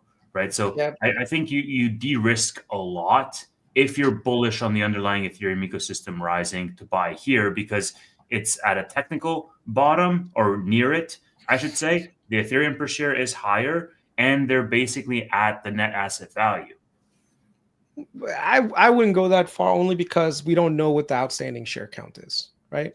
I mean, unless you knew what this, if you knew definitively what the outstanding share count is, then you can say like, yeah, their MNAV is X or Y. Unfortunately, I think the last time we have any real data is like 2 months old on how many shares outstanding they have. Since then, they've been raising capital by issuing shares and buying Ethereum at much higher prices than what is trading at today. So it's interesting, right? Because he mentioned in that clip that we just heard, I don't know if you guys caught it, but he said when institutions buy big BM&R stakes, that capital is used to buy ETH. And a lot of us are, have wondered, okay, how is Tom Lee getting all this Ethereum that cheap? And every single week when they drop more and more of these updates, their Ethereum count goes up. Their cash is relatively the same. They still have the same 390 million in cash. And you're like, okay, well, what's going on? And then you also had 13Fs drop over the past week, and you have all of these massive institutions that have been taking a stake in BM&R. So I understand where you're coming from with regards to the share counts. No, but I'm saying the share count has been going up too. So it's not the way that they've been raising capital. And this is better than MSTR, in my opinion, where MSTR's capital structure right now is a little bit weird. BM&R just says we're going to issue more shares and basically dilute shareholders and buy Ethereum with it. Now, here's the thing. You can dilute shareholders to the negative or to the positive. It just depends on when you dilute and at what price you bought that Ethereum and what the current price of Ethereum is, right? So technically right now, from what I'm reading, I can't say 100%, they've technically lost $2 billion in value. Net wise, okay? Because if you issue shares at, let's say $40 and you bought Ethereum at $4,500 and now the price of Ethereum is at $3,200, I hate to say this, but technically the value of your Ethereum relative to the price you bought it is at down, right? Now, here's the thing. If Ethereum is at 7,500, you look like a genius because essentially you bought money at a higher MNAV at the time for that. So a lot of this stuff, unless we know what the updated share count is, we can't really say whether it's been good or bad in terms of allocation. But here's the thing. If your future expectation is BM&R is going to be high, Ethereum is going to be higher, then these guys will do well. Now, one of the reasons why I'm long on BM&R is because I think that they have one Tom Lee who's able to generate a lot of capital for these guys. So I think that there's always going to be some level of MNAV that exists. And then on top of it, when they do turn on staking, that should add to the MNAV value also, right? So if you look at on a book value per basis, like 1-to-1, then it would just be smart to just buy Ethereum, right? But these guys, because of their large scale, they're able to stake and they're able to get a staking reward that's higher than what the current market is giving, you know, it ends up being shareholder value positive. And then of course you've got the thing with Tom Lee about doing moonshots. You know, they just changed up their leadership team, who are a lot more focused on the Ethereum ecosystem and building products around that. So there's a tangible value creation there. It's not just like, what's his name, like Saylor. I love Saylor. I think he's been a great person for Bitcoin maxis, but his entire idea is just buy more Bitcoin. And the mechanisms that he's been using to buy Bitcoin have left their capital structure very difficult to quantify. You know, I don't like the fact that MicroStrategy has been taking out or tapping the debt markets with those bonds to buy Bitcoin. I just don't like it. I mean, depends on who you are, right? I think if you're smart money would rather buy their preferred equities and their bonds than buy their shares. Well, you know what I mean. Preferred equity and bonds, same thing. They're still issuing instrument vehicles that they have to pay out interest on. I mean, one of the best trades that you could have done is shorted MSTR and just bought their bonds. And their bonds have gone down, haven't gone down in value nearly as much as the MSTR shares have, and at the same time you got interest payments. So yeah, we'll see what happens. I think BMNR is going to be fine. I think Ethereum is going to be fine. It looks like Matt may actually be right that we're going to have a crypto winter before we hit new, I don't want to say euphoria, but new heights. We'll see. It's not winter yet, but this could turn around. I'm not in the camp that Ethereum's going to 8 or 10,000 though this year. MSTR feels like 4 straws in 1 cup. Yeah, that's about right. What are the bonds paying at MSTR? It depends on which bond which preferred equity you're talking about, and which bonds as well. They all have different maturities and different interest rates. So. Chris, are any of the Oracle bonds trading at a discount? All of them are trading at a discount. Are they? Yeah, let's take a look. I would like to buy some of those, I think. I mean, long term, if you think interest rates are going down, these bonds are a great place to buy. Yep. I do think they're going down. Look at the yield on different bonds for the Mag 7. Right now, Amazon has not Amazon. Let's see. Oracle has the biggest yield, about 6.6% on their 2065 bond. And that's trading at $92 to par. It was at par. No, I don't think it was. Let me see. Yeah, it got to about 91 this Friday morning. Not Friday, last Thursday. So you're getting 91 cents on the dollar, and the coupon is 6.1. It's pretty good. That is pretty good. And it's non-callable up until. It's interesting. Okay, here's the cool thing. So it is callable, but you know what the call date is? 3/26/2065. Okay. So this could be a nice little thing. I mean, I hope it keeps going down, to be honest with you. So this way I could pick some up at it cheaper. I would like maybe 8%. If I could get 8% yield to maturity, but that would mean that this would have to go down to like 70s, roughly. Let me see. Oracle bonds. So these are all of Oracle's bonds right now. These are the furthest out that are yielding, like I said, 6.2, 6 point that. If you want to find one with the lowest bid ask, it's the 2060 yielding 3.85. But once again, I wouldn't necessarily want to lock up a lot of capital in this one because I don't know if bond yields will go down that much to get a return out of this. See what I mean? And I don't think that they would ever pay this down. Like, I don't think there's any incentive to get this down. When is it callable? It's not even callable until 2059. Yeah, they're not like this is like one-time financing that they're never gonna pay down. I can't believe they were able to actually issue this at one point. Wait, ask price is 100? Why is that? Is this convertible?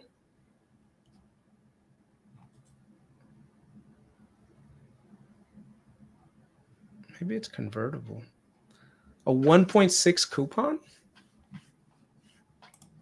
That doesn't make sense. 1.6 coupon's pretty freaking low. Yeah, but then why is it trading at par? It's probably convertible. It can't be because it would need to match whatever the yield is on treasuries at this point. Let's see. Let me just look up the QSIP 1 second. It has to be convertible. Damn it, go away. Let me see. Right. That's the one thing I can't copy this. Let's see. All right. It doesn't make, oh, Sam's in the chat. Sam, if you're available, let me know. Can you punch this into Google and check out the actually let me stop sharing and share the entire screen. Can you type in this into Google for me? Yeah, hold on. Google Finance. Nah, just Google. 683. Hold on. Yeah. What the hell? I typed in Google Finance and it came up all different. Like, what is this? They changed it up. They did? Yeah, they changed. Yeah. Oh, maybe I'll start using it. All right. What is it, Chris?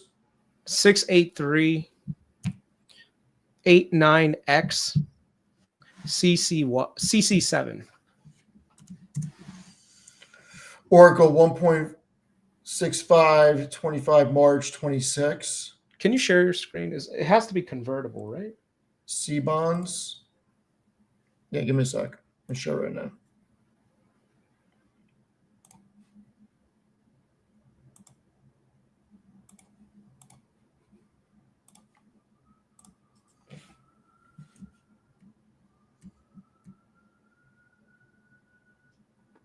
It doesn't say.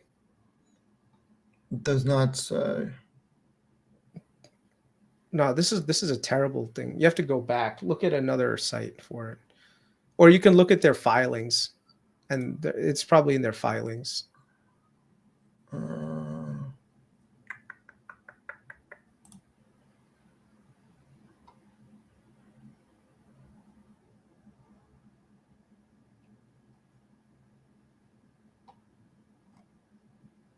It's convertible. It's probably convertible. I'm not. I would think it is. Yeah, they were at 87 at one point. So, yeah, if you see this, look at the 1 second. Right here. In 2022, they were trading at like 88.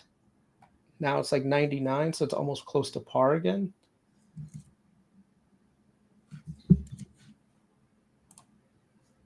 Yeah, so you see it was at the lows, it was like 87. Now it's almost at par.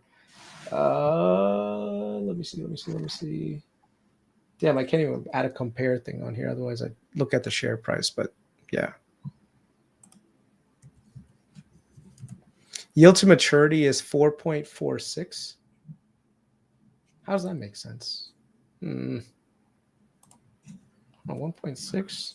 Maybe it's tied to inflation? I don't know. I have to look at this. I have to look at the covenants on this thing. Bro, why are we talking about bonds when the main event is on? What's the main event? Islam and well, I mean, you have the co-main event right now. Zhang Weili and Valentina Shevchenko. All right. Enjoy, guys. I am going to get some sleep. Have a good one. Chris is going to sleep. Yeah. Look at corporate bonds, guys. It's not a bad place to be, man. But it is. Later, Chris. Have a good one.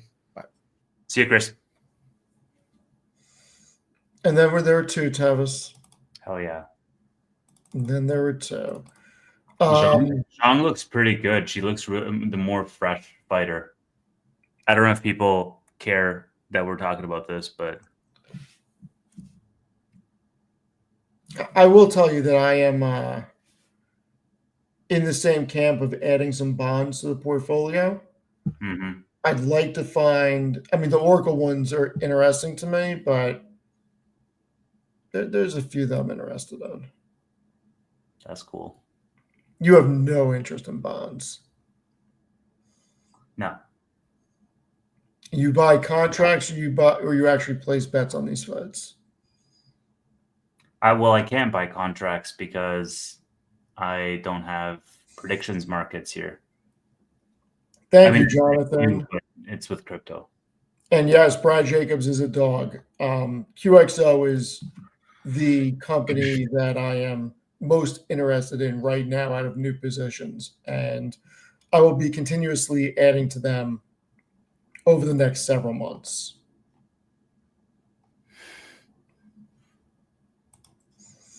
I don't think Tevis shares my love of QXO. I haven't looked into it. I'm already like owning way too many things as is. Like I want to consolidate further. So You can never own too many things. well, okay, we have different philosophies, I think, because I say I own too many things and I have like 12 things. Yeah, that's not too many things. Well, it's called being diversified, sir. I'm trying to grow, man. You're already a rich man. You're looking at bonds over here. Listen, if I had your money, I'd donate mine. Yeah, well, that's So, that's, all right. that's So we're Matt. looking to grow. What are we getting into to grow? What are we thinking? What do you mean? Like what stocks? Yeah, I mean, we need to come up with some new stuff. Hey, man, I like. I mean, Nebius and BMNR has been what I've been adding this week. I sent Sam a link. I know that he's big on freaking Nebius. I mean, he put me down the rabbit hole on it.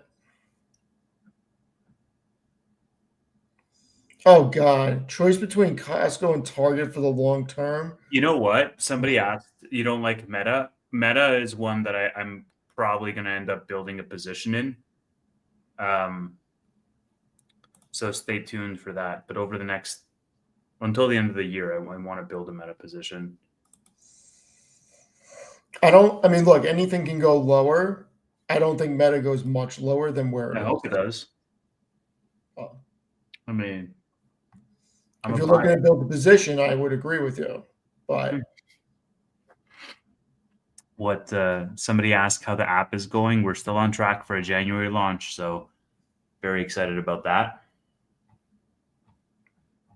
Steve, you haven't seen it yet, have you? No, you don't want me to invest. You don't want me to beta test. You don't want me to do anything. It's all right. It's cool. You will. You will definitely be a beta tester in December. It's gonna be fun. Yeah, I'm excited. Like, I think the thing that I like about Meta is that they can manage their own, like they can turn their own stock around if they really wanted to. They can just say, "Hey, we're going to spend less and focus more on that." Like the same thing as what they did in 2022, and all of a sudden, you know, the because like it's all self-inflicted wounds. Do you mind if I go down a Meta rant right now? Please do, sir. Please do. I'm just watching the fight and partially listening. So, Meta is incredibly undervalued right here. Nobody is getting rid of Instagram. Nobody's getting rid of Facebook. More people are utilizing WhatsApp. This is a company that for years and years and years, people have tried saying it's a dying company. People are getting off of its products. Nobody's getting off its products. They have more than a third of the global population utilizing it. They have great margins and great growth. This fell immediately on the headline number, and it has not resurfaced to where it was because people are worried that Zuck doesn't actually have a plan for all the capital he's spending. When you build a company that's over $1 trillion, founder turned into $1 trillion company, he has earned the right to spend money. Period. Full stop. He has earned that right. I don't want to pull up the article, but if memory serves me correctly, and fuck it, I'm just gonna quote. I'm gonna quote my own article so I don't get bad numbers. Do it. Meta. I've written so many freaking articles. Oh my god! So this is crazy. You know how long I've been Meta on? Look at this. I started writing about Meta in 2018. Look how many freaking articles I've ran on them. Every one of them bullish.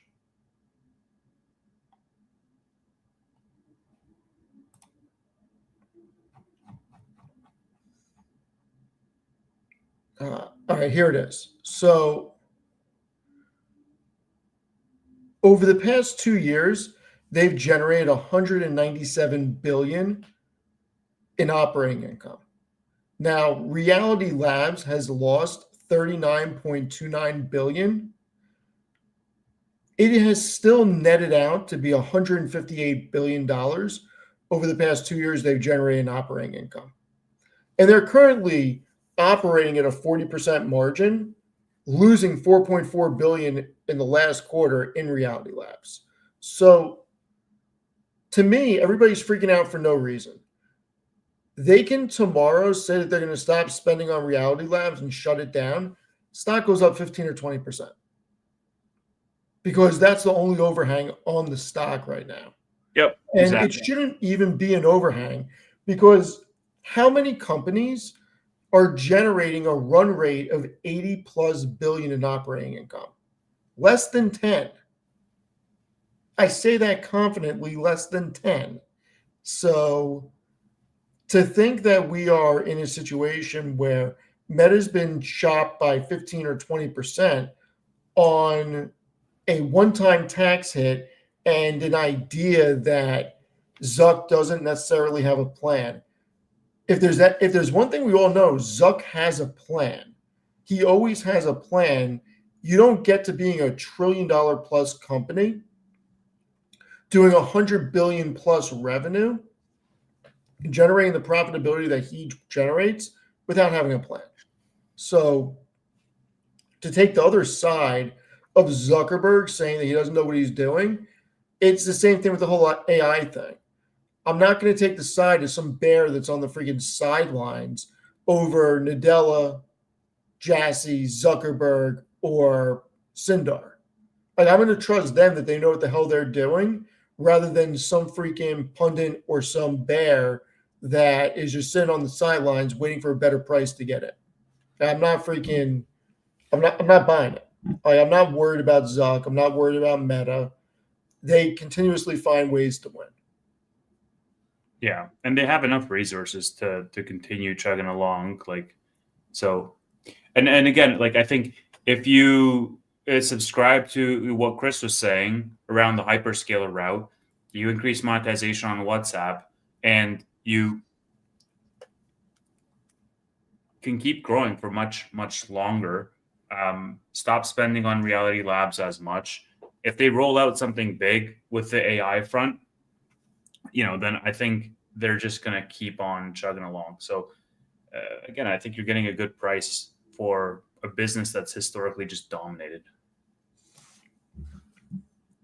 I mean, what's pretty crazy is when you compare, like, everybody would say Broadcom's a really good company, right? It is. People love Broadcom, right? Yep. Okay. Check. They Meta's cheaper than Broadcom, and the forward estimates are. I already know where you're going with it. What the hell did I just do? Yeah, I mean, look, the forward estimates aside,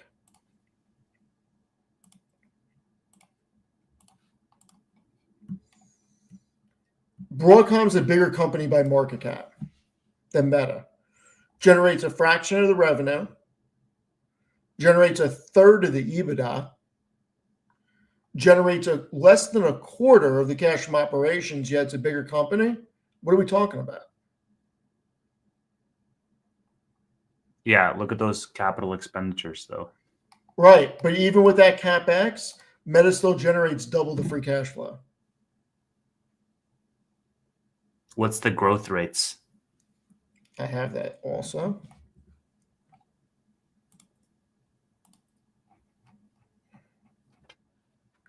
And we also all agree that Valentina's up 2 rounds, right? I don't think I'm crazy in saying that. I don't think you're crazy saying that. The growth. Look, Broadcom is going to have bigger growth, I believe. Hold on. Yeah. Look, Broadcom's got 80% EPS growth over the next 2 years, whereas Meta's got 28%. There you go. But at the same time, they shouldn't be a bigger company today than Meta, because even at that growth rate, Broadcom's not going to generate more profit than Meta. Yeah, I don't think in that sector the market cares about profit right now. They care about growth. Because again, we're in a market with regards to AI where it's like you're spending to capture more market share. So growth is the main metric there. Yeah, no, look, for some reason we're in a growth at all costs again, and it feels weird. It just feels weird that we're discounting how much bigger the actual revenue and profitability are of companies like Meta compared to a growth rate of a Broadcom. But look, I think both companies will do well. Broadcom is actually probably interesting here at 340. I just think Meta is at such a discount right now that it makes a lot of sense. Yeah, no, I agree with you with regards to the discount. Again, I think it's one of those positions that could be a great cornerstone position, especially in a portfolio like mine, which is a lot of smaller market cap names, like mid caps, small caps, that having good cornerstone positions helps with the volatility and just overall. I want something that's still growth oriented that I'm getting at a bargain. And I think Meta is that. Maybe a year ago, Google might have been that. Today it's Meta. Apple's always been that, but they're not growing. So they're rolling out socks for iPhones. I think Amazon's still interesting. Amazon's fantastic. Yeah, Amazon's great. Maybe you can explain this to me because I'm stupid. Okay. Okay. How is Walmart and Costco getting a bigger multiple than Amazon? How? Then I'm stupid as well, right there with you. The whole argument that His Holiness, Sir Joseph Carlson, has tried making is that Costco is recession-proof, durability, blah, blah, blah, blah, blah, and that's why it gets such a high multiple. Got news for you, Sir Joseph Carlson. Amazon, I'm not going to even bring up NVIDIA. Amazon, if you think, or anybody thinks that Costco is recession-proof, what about Amazon? You're telling me that people are going to stop ordering on Amazon during a freaking recession? I mean, you can get your entire groceries on like Amazon too at this point, like non-perishables. Like Costco, Walmart, and Amazon are in the same business. The difference is Amazon has something called AWS that businesses are not getting rid of their cloud offerings. And then you also have, like, if I had to choose between the two, I'm getting rid of a Costco membership before I freaking get rid of a Prime membership. Period. Full stop. I mean, this is probably a dumb idea because there's no margins in this and it's just like an uphill battle. But it made me think because we're comparing Costco and Amazon. Like Amazon already has the redistribution plans. They could also make a Costco-like, physical location with all of their products. Like Costco already has all their products in boxes and crates and whatnot. Like they don't do too much. Like that's the whole thing. It's like you're going to buy wholesale essentially. Amazon could do the exact same thing, promote the Amazon Basics items, and people could just walk in, walk around, buy stuff. Like fundamentally, that's Costco's business, except for the fact that it's a subscription, which Amazon is too. It could only be for Prime people. And Amazon can go after the wholesale market because they already have the logistical network. They just need to put different offerings on Prime. Yeah, I mean, why not? It just, to me, this market doesn't make sense for several reasons. I don't understand why companies like SMR or Oklo get a bid the way that they do. I don't understand why Costco and Walmart trade at more than 30 times forward earnings with less EPS growth than companies like Amazon, when Amazon's trading at less than 25 times. It just doesn't make sense. Dude, think about that. Like, now that I'm thinking about it more, like, it just makes more and more sense because Amazon also has Whole Foods, right? Right. Like, Amazon could start their own Costco competitor tomorrow. Right. Whole Foods for all the groceries, Amazon Basics plus all the top sellers of the Amazon, web platform for everything else. Lower the prices by 10% for the physical store location and lock it to only Prime members. It would be pretty easy. All they have to do is call up Realty Income or whoever their freaking landlord is and be like, hey, I want to buy this building, buy the building from them, kick everybody out. Yeah, and like you will still get some type of ARB as a consumer, because if you're a Prime member, then you're going to get it cheaper than you would online or you would elsewhere. And Amazon saves on the logistics there as well. Amazon could also just buy Target. Yeah, I guess. It's actually not the worst idea in the world. God, that's such a freaking disappointing company. Oh my God. The numbers are freaking, just make so much sense for an investment. It is just down so much. I can't believe it. It's yielding over 5%. What's yield if Target? Yeah.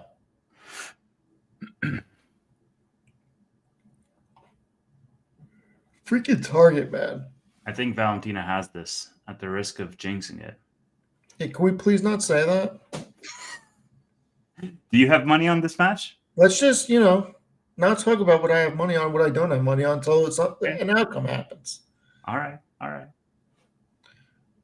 I do like Amazon, though. It's something I'm still interested in adding to.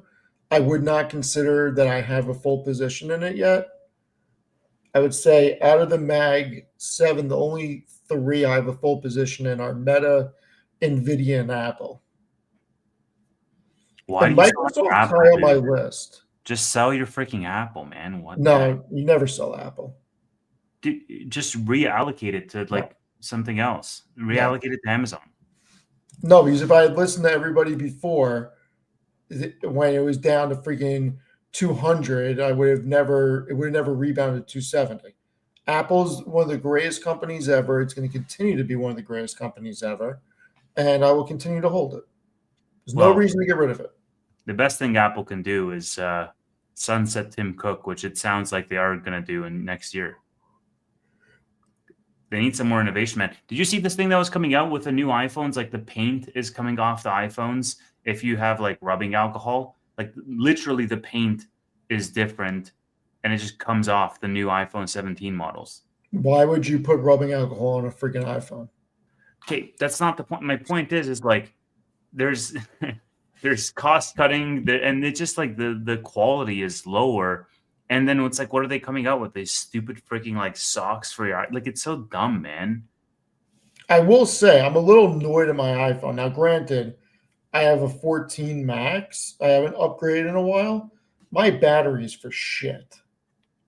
Yeah, and that's the other thing. Like, I haven't upgraded to the new operating system, the new iOS, because the battery degradation is insane. Like, I don't know. It says my battery health is 85% capacity. That's pretty good, honestly, if you still have a 14. I don't know. It feels like it's gotten very worse recently. Yeah. Any way you slice it, man, Apple's cooked right now. I haven't seen any update on the Apple AI and that rolling out. Yeah, somebody says the camera still sucks. Like, there's just so much about the product itself. I don't give a shit about the camera. I could care less about the camera. I need a phone that keeps its battery and I need it to charge. And I need it to work.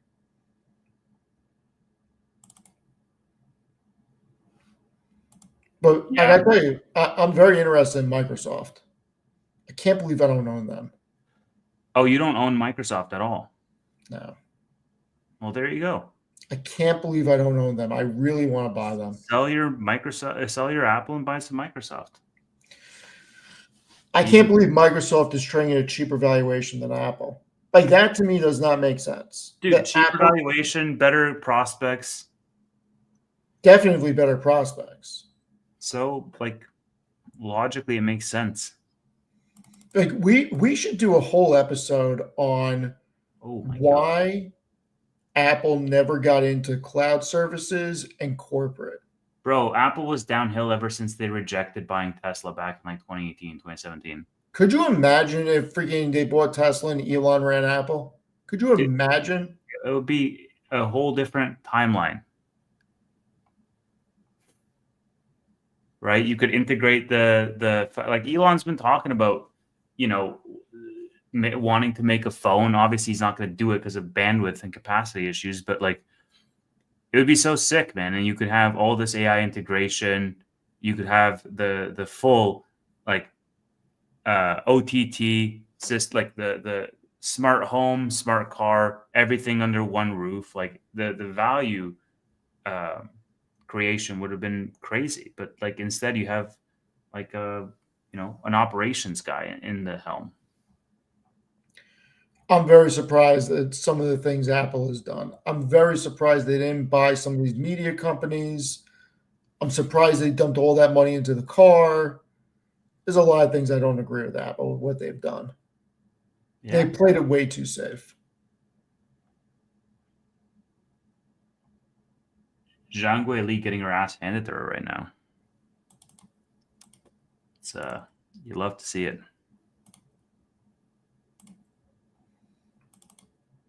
So now the question, Steve, is if and when we do win this Valentina bet, are we doubling down and putting it all on Islam? So I was reading a few things that GSP was saying. Yeah. And he said that Islam, if it goes into the 4th and 5th round, may not be the same guy because he's carrying around so much more weight and he's not used to fighting at this weight class. And he would know. He went up and fought Bisping at 85. Yeah, I just think it's going to go to the ground, and Islam is just going to submit him. I think it's a second round done. Yeah. I really do. Khabib's there with him. I mean, not that matters. Khabib's not getting in the ring, but still, he's training with Khabib. He's training with all the guys. Like, yeah, man, it's. But I hate the odds. Odds are so bad. You knew it was going to be like that. I might put a smaller, because I still have some of the parlays that are open that have Islam as the last leg, which I'm going to keep open. But I might put some smaller bets on, like, Islam by submission under 4 rounds or something like that. I don't hate that. I don't hate that at all. How ridiculous is the kick from Bo Nickel? Yeah, that was nice. Dude, freaking Wellmaker looked like shit out there today. I lost some money on him.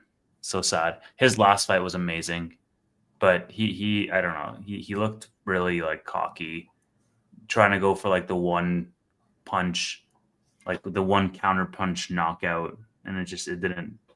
This guy who he was fighting was on 48 hours notice. Freaking Elon. He needs to stop. Elon to Barron, CEO. AI will soon, quote, run out of human tasks. There's going to be an interesting threshold that AI and robotics pass where it runs out of things to do for humans. Literally, it's completely satire all humans want. He's going to freak everybody out more than people are already freaked out. Bro, I don't know what's going on, but I can hear it. It sounds like the UFC fight is in my neighbor's house right now, because I can hear them like arguing and banging around, and it's just like a whole domestic violence case happening right beside me, I think. That's not good. It's not good at all. I can't focus on Elon's predictions right now. And then I have the fight here, and then I have you talking about Elon. So I don't know, Fucking man. Elon, man. Lots of distractions. Oh my God, Valentina, I love. Like, she looks great. She's just been controlling the entire 5 rounds on the ground. Anyways, all right, let's put this bet in. Islam, method of victory, submission, and we're going to go under 3.5 rounds or under. Let's take a look, actually. 3-5 is difficult, but I mean, I do think that he's going to win in 2. Yeah, fight does not go the distance is what I'm going to put. Yeah, Well, I mean, I would guess say it doesn't. this ain't going to decision. I doubt that. Well, we'll take a look. Let's put a parlay on, and we'll say under. Wow, you actually get really great odds for the rounds. It seems like everybody thinks this is going to go to decision. You get plus money for wow. You get plus money for submission and plus money for KO. What platform are you using? DraftKings, because I have no predictions markets. Vlad, get on it, please. Vlad needs to get on it. He will have a customer up here. Vlad needs to get on the prediction market. All right, this fight is pretty much over.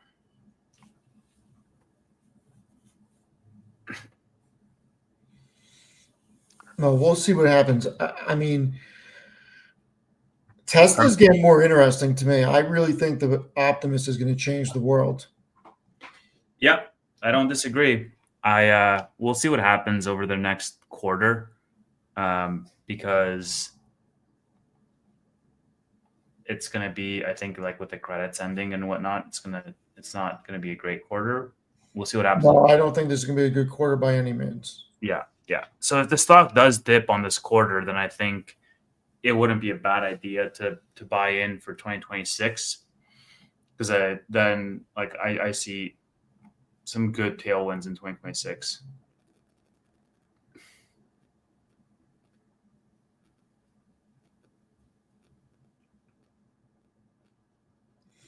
Started looking into DraftKings again. I can't get over the whole.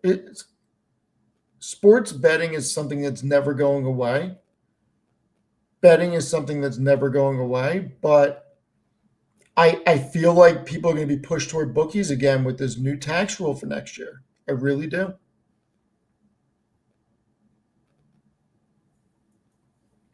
Yeah, I don't know. Like, my whole thesis is that prediction markets is going to eat DraftKings lunch, so not really bullish on DraftKings or FanDuel for that matter. The fact that Polymarket, did you see the thing with Dana White and the guy from Polymarket? Yeah, dude. That's crazy that Polymarket got it. I thought Kalshi, like, I'd be pissed if I was in Kalshi right now. Because they have done so, like, Polymarket is not even that widely adopted in the US relative to Kalshi. So it's going to be competitive. I want to see more companies. Like, I want to see more predictions companies than these two, like the Polymarkets and the Kalshis. Like, I think Robinhood just needs to come out with their own real soon. When it comes to Polymarket and prediction markets, I think that they should be embedded into all sports, because it's going to change the way betting is, and it's going to change the way you actually watch sports from that aspect, because you're going to be able to trade contracts mid-freaking event. That's not the innovative part, Steve. That is a innovative part. I think the innovative part is that people can just create their own markets. And there's a whole regulatory angle. You can say, hey, how many times is Tevis going to swear on the next episode of Bootleg Weekly? Right. And somebody will participate in that market, and it just opens the door so widely for manipulation, because of the fact that you can create your own markets. It is going to be very interesting. Like, didn't Sunder Pichai also? Oh, there you go. Valentina got the bell. He also commented on Polymarket odds for whether Google was going to release something. I don't remember the specifics. I think it was around their Gemini 3 maybe.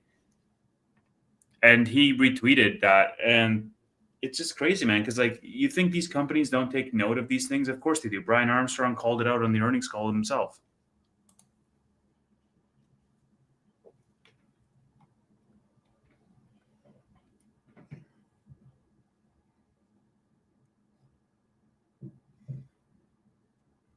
All right, Steve, we're putting it down. I like it. Under 4.5 rounds, Islam by submission. Plus 190.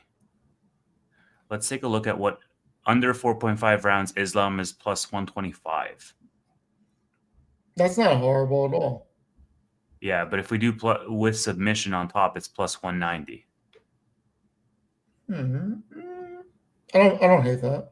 It's just that fight does not go to decision. Basically, it's plus 125 and Islam winning. Do you think Islam can knock him out? I don't see it. I think it's gonna be tough. Yeah, I'll go. I think JDM's the best boxer in the division. Yeah, so he's gotta definitely take it to the ground, and then I think he can get the submission there. All right, I'm going for it. What do you have? Do you have anything? I got Islam.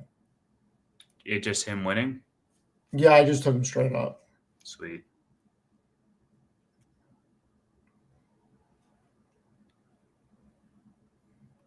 Yeah. Okay, cool.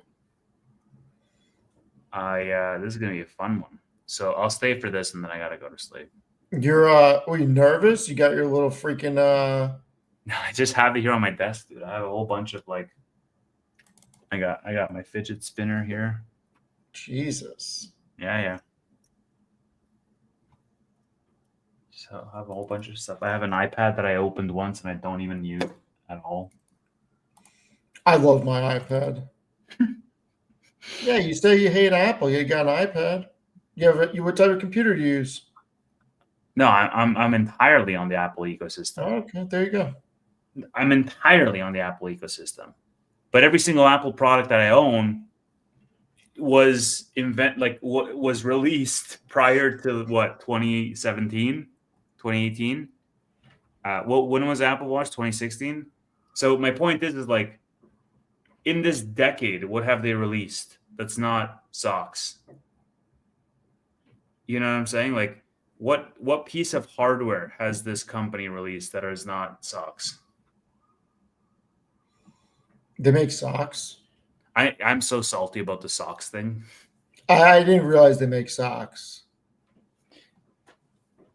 What are you talking about? Google it. Google the, what's it called? Phone Pocket, I think it's called. Apple Phone Pocket. It's so stupid, Steve. So ridiculous. That's so annoying. Just Google it. Honestly, Google it. I don't want to. Yeah. It's going to make me depressed. I don't want to.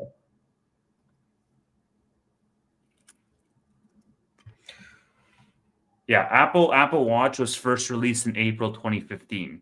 So literally in the last decade, what have they released, guys?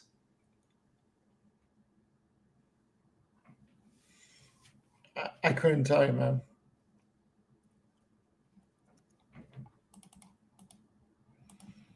I could not tell you. All I know is that Apple is going to continue to be a good company. Okay. Sure. Can you throw up my screen for a second?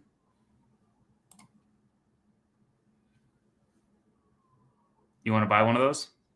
What the fuck is that? It's the iPhone Pocket. It's a knitted pouch for carrying your mobile phone. Get the fuck out of here. Yeah, dude, they sold out of these things. This isn't real. It's fully real. No, I'm sorry, it's not real. No, it's fully real, and it's actually it's very reasonably priced, Steve. No, would you like to buy that's one? not made by Apple. I don't want to hear it. No, this is made by Apple, dude. It's very reasonably. Do you know how much this costs? $49.99. You're close. It's actually $230. Get the fuck out of here. You're fucking joking me. Go to the Apple website and show me this. You're fucking joking me. I swear to God. Hold on, let me try to find it. The fuck is wrong with? If this is real, I'm gonna go on an even more scorched earth rant on X than I am on fucking the whole AI fucking bubble. Mm-hmm. You fucking kidding me? Mm-hmm. So you want to share this, Steve? As you can see, Apple Newsroom. Get the fuck out of here. Update November 11th. Introducing iPhone Pocket, a beautiful way to wear and carry iPhone. Yeah. How much are they selling this fucking thing for? $229. There you go. As a shareholder, I should be extremely happy because the margins have to be 95% on this piece of shit. But on the other side, I am so angry that this is what they're spending their fucking resources on. Thank you. It's available in Hong Kong, Tokyo, Shanghai, Paris, Seoul, Milan, London. NYC. Hey, you can buy it at New York City, Steve. Okay. I want to see you walking around with one of these. You're an Apple shareholder. I would kick my own ass, dude, if I walked around with that fucking thing. I think this is your color, honestly. Get the fuck out of here. Just so everybody knows, this is how scorched earth I just went on fucking X. Dude, just sell your Apple and buy Microsoft. This is what I just wrote on X. Okay? I am going to do something to this degree of that goddamn fucking product. Like, I'm sorry. And this was actually a really good post that I did. I think if you're interested in reading it, read it. I think you'll enjoy it. I went, just like I said yesterday, I was going to go scorched earth. I went scorched earth. I think it's really good. I got to tell you, I'm so fucking angry right now about Apple. How dare they? Dude, I made a post about this. I was like, dude, like we deserve a recession at this point. You know why? Because they sold out of these things. The fact that they sold out of those things and it cost $229, I'm with you. Like, what are we doing here? What are we doing? It's like health of the consumer. What the health of the consumer, man? It seems like they're doing fine to me. $230. It was funny. I saw this. Hold on. What's that guy's name? Yeah. Can I play a video? Depends what it is. It's Steve Jobs. If it's in CNBC, yes. It's Steve Jobs in 2006. No, but it's probably copyrighted. It looks like somebody freaking recorded on their phone.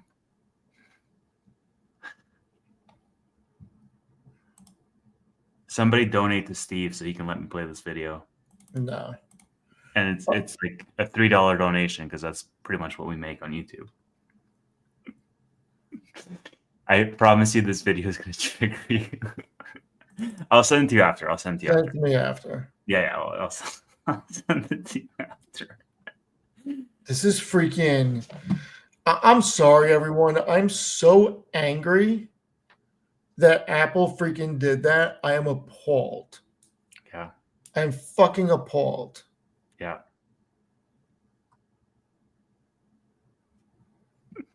Like, this is what you're putting your capital toward. A freaking quilted iPhone holder to put over your fucking shoulder. Like, what are we doing here? It's not even hand knitted. It's 3D knitted. Oh, that makes it so much better. Yeah, it's a 3D construction. And like, I mean, come on, man. It's diversification. You should be happy to be a shareholder because your other companies are all in on AI. And if that turns out to be a massive bubble, Apple's going to be just fine. They're selling clothing now. We're selling accessories for the phone now. Sure. Yeah. You're perfectly diversified. So I think you should buy more Apple, if anything. So angry right now. Somebody said, I'm sending one to Steve. What color? Please don't waste your money. Can you imagine one of these shows up at your door? Your wife is going to be like, what the hell did you buy, dude? I'm not even going to tell you what my wife would call me. Like if I bought that, let's just put it this way. If I bought that and used it, you don't even want to know what my wife would fucking say. I kind of do now. Words that I do not want to say publicly.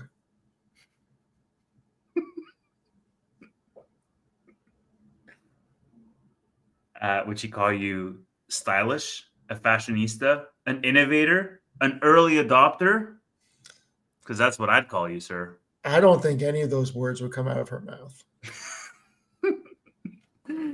Yeah, man. Anyways, that's Apple. That's Dude, I stand corrected.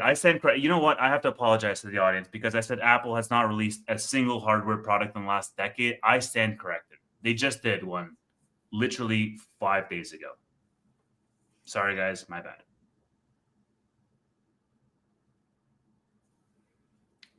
I don't know what to say, man.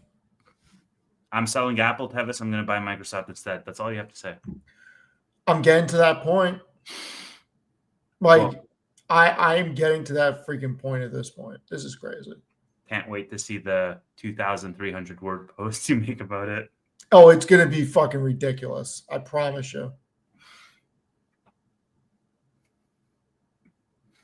I promise you it's going to be freaking scorched earth like that. How dare they?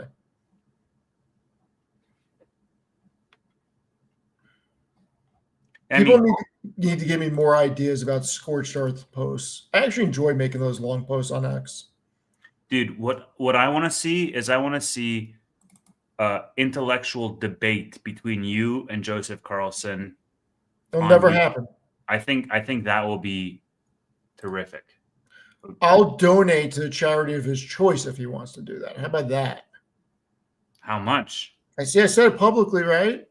Because if you donate an iPhone Pocket to the charity of his choice, I don't think it's going to move the needle. Can you believe that he freaking blocked me on X? I mean, yes. Like he freaking asked me a question. I wrote him a 1,300 word response at midnight one night, and he blocked me. So you asked me the freaking question. That's why, Tevis, he is Sir Joseph Carlson. All I'm saying is do it for the content. It would be great content. I would be a viewer. So. Listen, Tanner can moderate. I'm right here. But sure. Tanner but Tanner actually is like, I'll tell you offline why I said that. What, Tanner is the Switzerland in this situation? He's like neutral territory between you and Joe Carlson? He reached out to him, I believe. Oh, nice. Yeah, man, it would be an interesting debate, that's for sure. I mean, I don't know how much of a debate it would be. I mean, good luck taking the side of Costco deserves a bigger valuation than fucking NVIDIA. Good luck with that. Is that what he said? Yeah, that was the whole argument. That's an interesting angle that I can't wait to hear more about, Stephen. Oh, it's all public. It's all documented. How about this? I publicly pledge that for all the attendees of that debate, I will personally give them an iPhone Pocket from my own wallet for them, just for agreeing to come to the table and debate. Dude, it could turn out to be pretty expensive for you. I would not say that. It's a generous offer. It's $229 per iPhone Pocket, and I will do at least 2 of them. Oh, So at least okay. There we go. Yeah. So if you go back on the timeline, he said something about Costco and NVIDIA, and I wrote like a 1,400 word thing, and then he posed a question to me, and I wrote like 1,200 words, and then he blocked me and said I was engagement farming. It's like, bro, I don't even know what the fuck engagement farming means. Well, I mean, look, what happened next? You became a YouTuber. You got 10,000 subs in a month. Man. Matt, just so everybody knows, Matt Money has the link to come on. He doesn't love us. He doesn't want to hang out with us. So he has the link. He doesn't have the courage to face us. Matty has had the link all night. Okay, Matty always has the link. Yeah. Yeah, man. Matt needs to watch out. Those 2 iPhone Pockets for you and for Joseph Carlson are going to be funded by Matt's $500 from the SoFi bet. All right, that's where I'm spending it on. That's the extra salt on the wound that I'm spending. There you go. Freaking 2 you heard it here iPhone Pockets. first, Joseph Carlson. You're going to get a free iPhone Slingy thing, courtesy of Tevis, paid for by Matt Money. Yeah, exactly.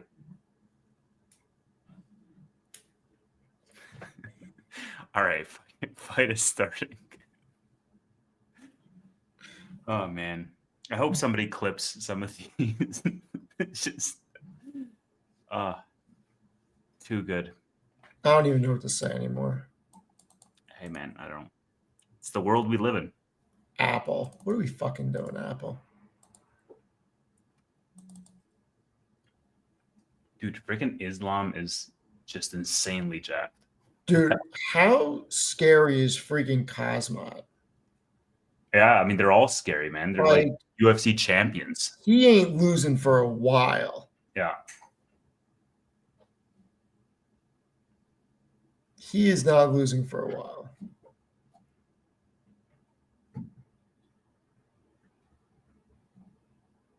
All right, let's get it, baby, by submission. That's what we need. Yeah, Pereira is back on top. I mean, he got that win fair and square. Well deserved. That was the best thing that could have happened to Dana White. Yeah. Yeah. Now they have to have a rematch.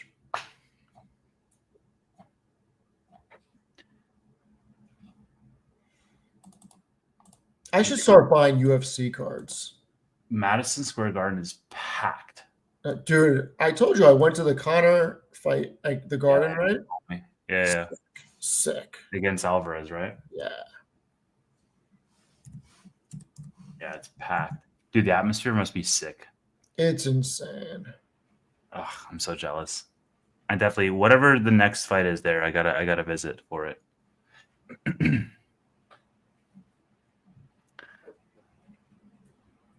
Did Matt say he's joining or no? No, he's in the middle of something. What's he in the middle of? It's 12:30 at night. Don't worry about it. He's in the middle of something. Hey, okay. Great. He's in the middle of something. Yeah, tell him to join. Turn the camera so he can He actually needs to concentrate. I know what he's doing. Concentrate.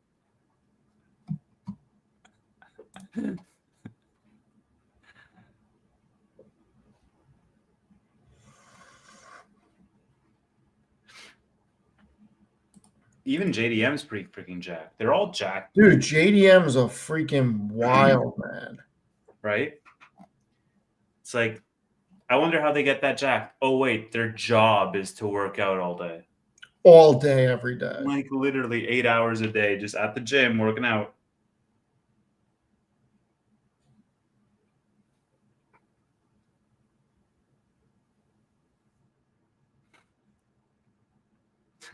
Matt says, you guys always think I'm on a date. I never on a date. I get 0 women. It reminds me of Do you see Amit's post to Bill Ackman? No, what did it say? Did you see this? Bill Ackman made this whole thing around like, young men today are having trouble, finding women and all this stuff. And Amit literally commented, he's like, I usually just show my Palantir and my hood gains, and that usually it's pretty easy from there on out. I was like, oh my God. Amit, he's hilarious. It's like, why would you respond to Bill Ackman like that? But it was amazing. That's pretty freaking heroic. Yeah, it was funny. I laughed.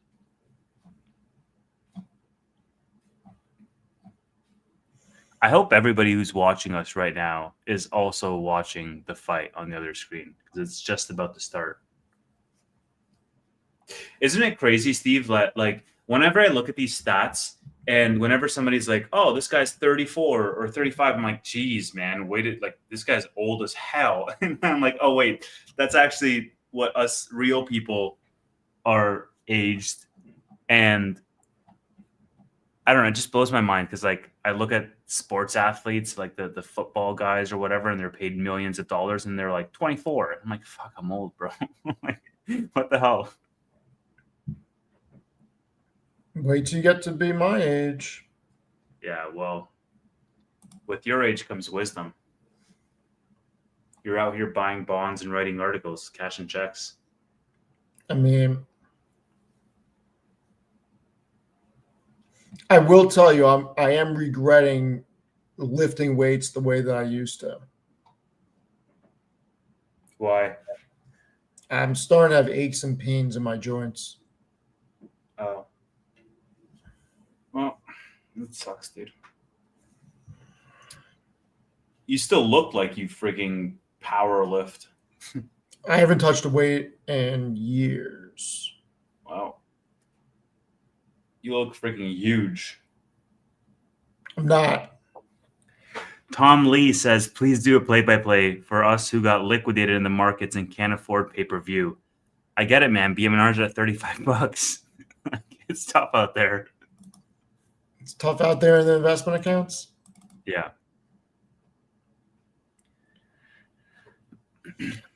I love it. Somebody said to me it's more like 1989, not 1999. Stop stealing my lines, Enzo. But yes, you're right.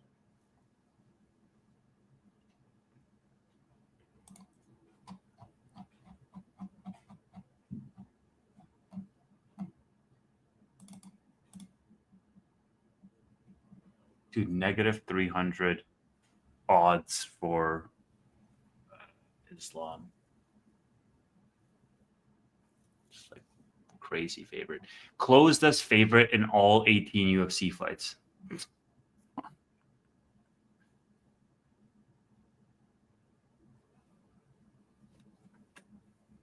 So what do you think Peter Thiel bought BMNR at? I think in Sam's post, he mentioned that Peter Thiel was buying in like July. So the Ethereum price in July. I don't know what he bought BMNR at, but that was for Ethereum. Dude, JDM's nose is like fucked up by default.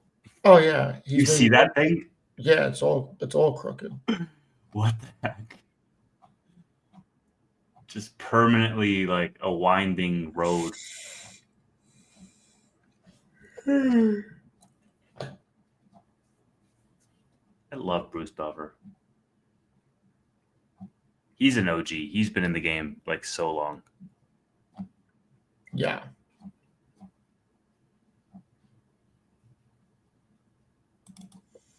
The real question is who's better, Bruce or Michael Buffer?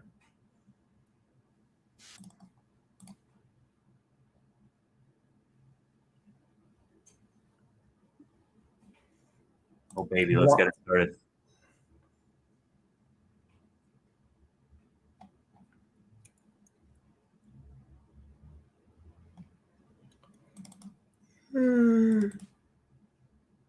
All right, what we're looking for is a submission. Fight does not go the distance. Submission by Islam. Let's take a look.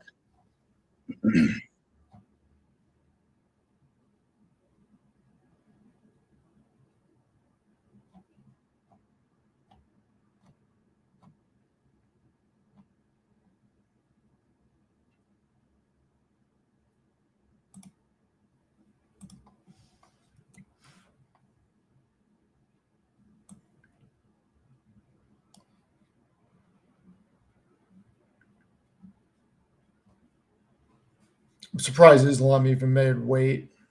I love how people are like, share the screen. It's like, guys, we can't. We physically can't.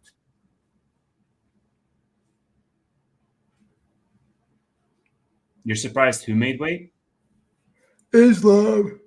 Dude, the cuts must be brutal that they have to make weight.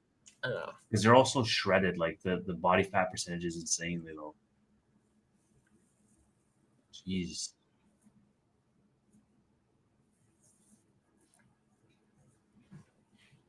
There you go. There you go. Takedown. Love it. Takedown round 1. I mean, there's a reason why he was minus 270 going into the fight. Yeah. Like, just saying. Didn't take long. Let's go. Get that submission.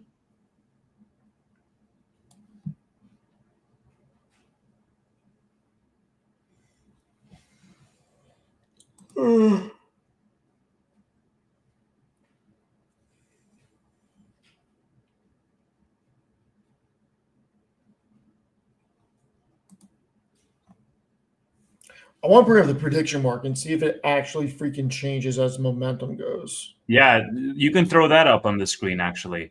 Throw a poly market on the screen, and then people can... Oh, I don't need to have a poly market account to do that? No, that's what we did during the Blue Jays game, and you can see like the odds going up and down. All right, awesome. We're not allowed to use poly market, right? I don't know. Well, you can see the stats. Somebody says the word What I glass. do is click on money line. Yeah. Can you see the odds going up and down? I can also see if I can. Actually, no, you don't share because your thing echoes when you share. No, it's the way that I shared it last time.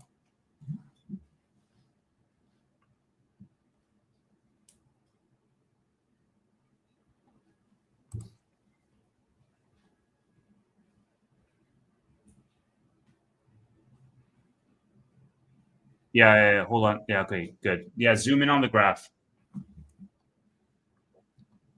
All right, so Islam has the back. We're going to go for that submission. What the hell? Yeah, just go to graph, yeah, and just zoom in there.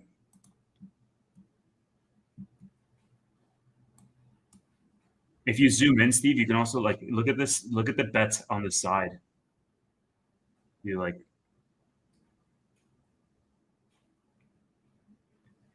I don't think this is going to go a distance, honestly.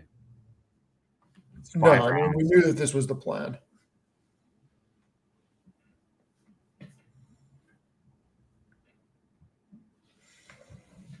God, this is going to be so great when this is actually a live scoreboard. Yeah, it's going to be crazy.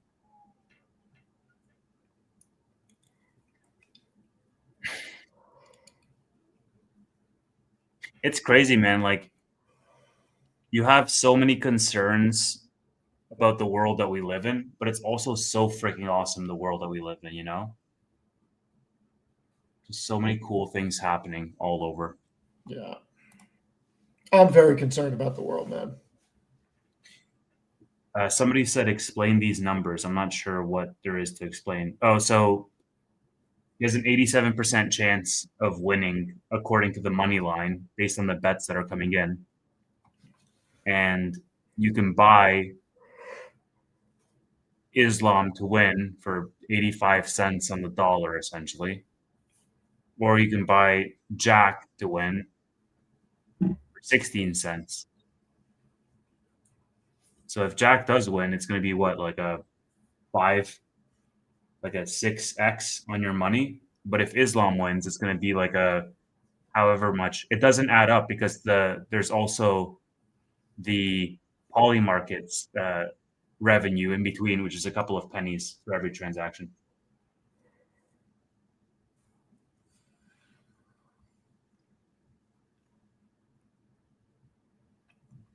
So what is so 82 cents, 19 cents.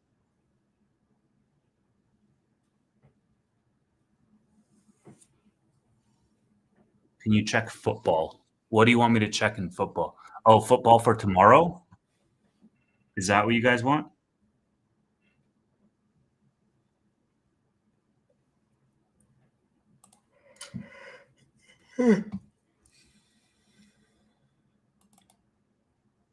Dude, I think Islam's going to take it right to the ground the moment that the next round opens.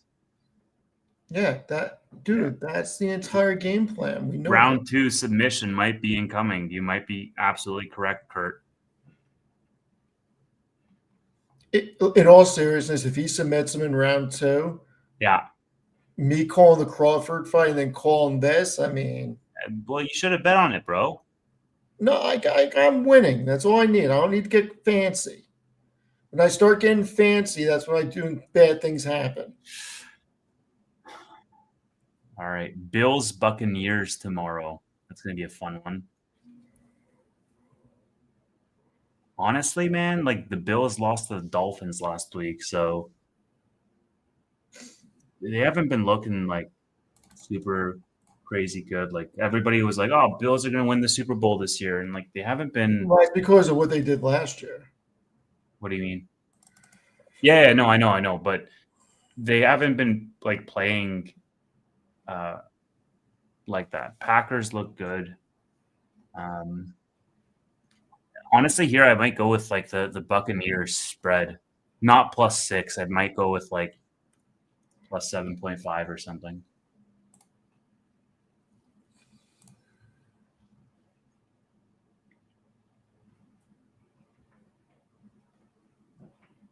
Then who else is playing? Commanders, Dolphins. That's going to be a fun one.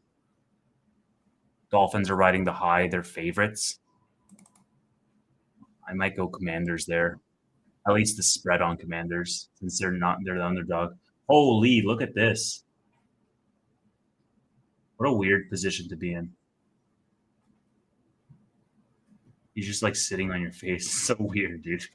You hear Scott Galloway? What did he say? If a man hasn't married a woman by the time he's 30, there's a 1 in 3 chance he's going to be a substance abuser. I mean, I guess. I don't know. What do you make of that? I'm 31, so let's roll the dice. That's what I said out loud. Like, does gambling count as a substance to abuse? No. All right, well, then I'm fine. All of those, I don't know. Like, I know it's backed up by actual statistics, but it just sounds like pseudoscience, man. The world is so different today than it was in previous generations. Say that again. Yeah. I don't have 10x Palantir Robinhood gains to show women. So that might be why.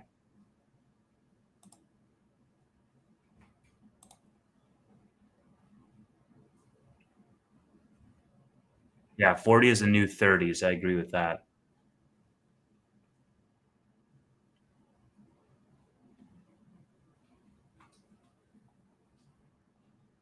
Dude, Islam is just elite. All of these fighters, the Dagestani fighters, are freaking amazing.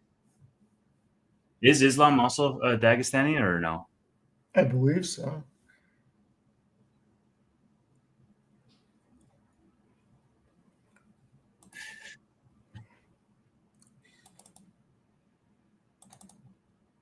Oh, wow. You have Lions, Eagles tomorrow.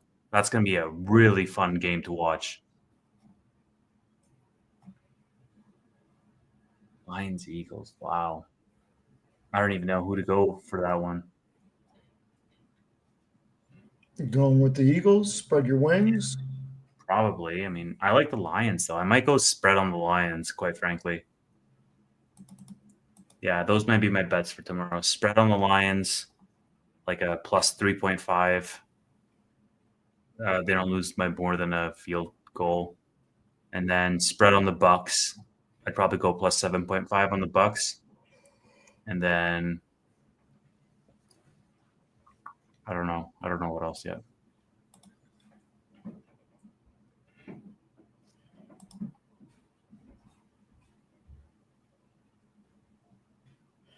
Like Eagles against Green Bay were not even like that impressive. But I mean, Green Bay was the favorite there, so I guess they were impressive.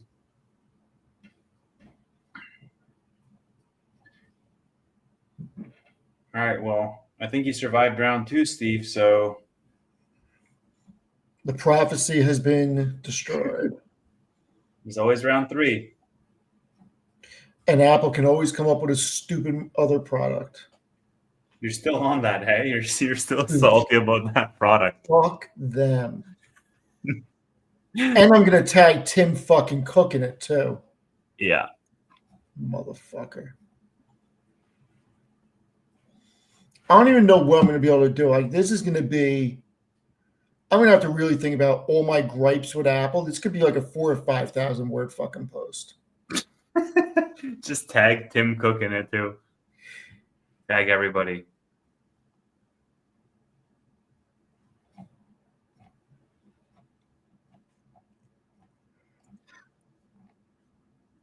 I am out immediately after this fight ends. That's when we're calling the stream. How many people are still watching this right now? 523. Jesus Christ. There's still 500 people watching us commentate on a fight and share our NFL bets for tomorrow. Wow. Listen, they want to know. They want to know. Oh, listen, I'm on the Eagles tomorrow. Money line? I think that's my one for tomorrow, I think. Just straight up Eagles money line and that's it? I try not to get fancy. I'm telling you, man. You go Lions plus 3.5. Lions plus 3.5. Tampa Bay plus 7.5. Islam submission. Fight does not go the distance. Let's go. Need Islam to not go to round 4. Well, yeah. I mean, I guess he could still get a submission in the last 2 minutes of round 4, which would lose me the bet. But no, I'm just saying we don't.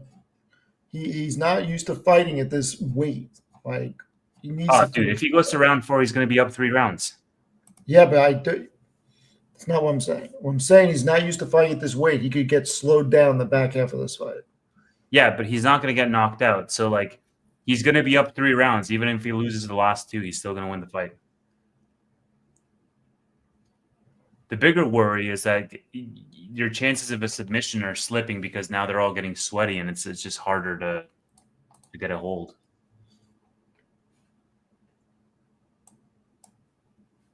Jack is so hesitant.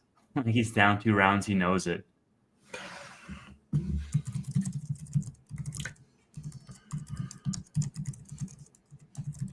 I freaking typed in what are the best football bets for tomorrow on ChatGPT, and I didn't realize it was 12:40, so it gave me Monday Night Football. Nice. Yeah, see what it says.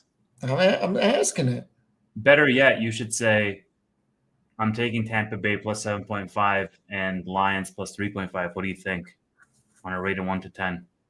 How dumb is that? It just said Bengals plus 6.5. Yeah. Texans minus 8.5. Really? You're gonna lose money on that. Texans minus 8.5 against what was it, Tennessee? Yep. Vikings minus 2.5. Vikings minus 2.5. Chiefs minus 4. That's what it said? Those are the best odds? Best bets? Yeah, those are the top 4 bets. Wow. That's some 4D chess, man, using ChatGPT to gamble. And I pay for the bigger package. What's the best parlay for tomorrow? There you go. 5-team parlay.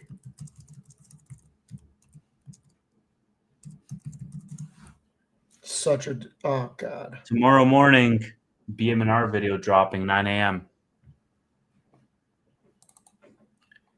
Tom Lee needs to make the pain go away. Yeah. Tom Lee solve all my problems.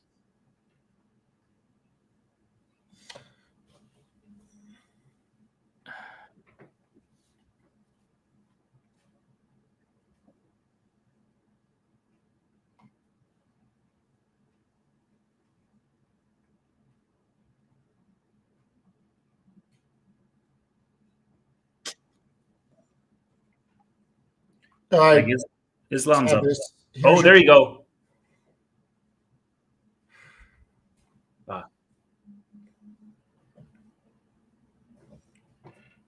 Here's your parlay. All right, what is it? Dolphins -2.5. Okay. Bills -5.5. Texans -8.5. Vikings -3. Chiefs -3.5.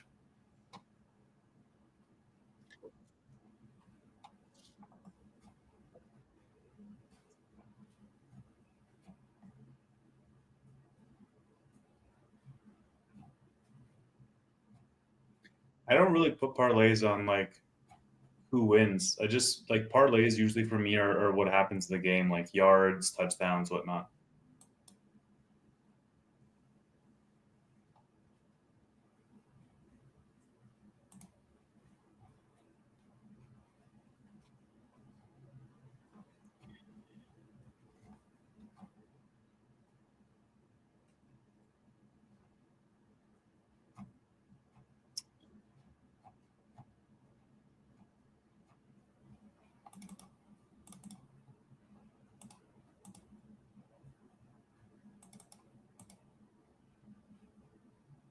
All right, round 4.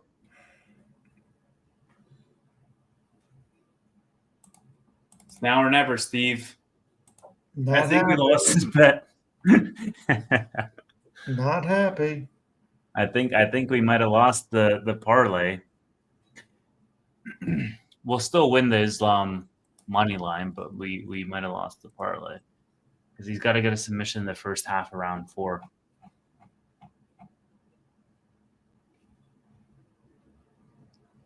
It's not great.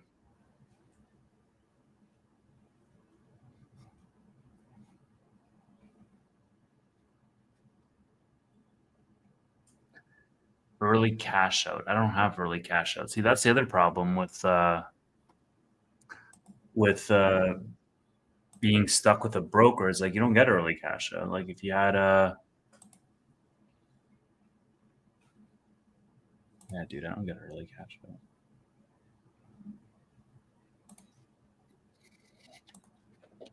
All right, we just got to go for the Hail Mary. So hopefully he submits him in the first 2.5 minutes.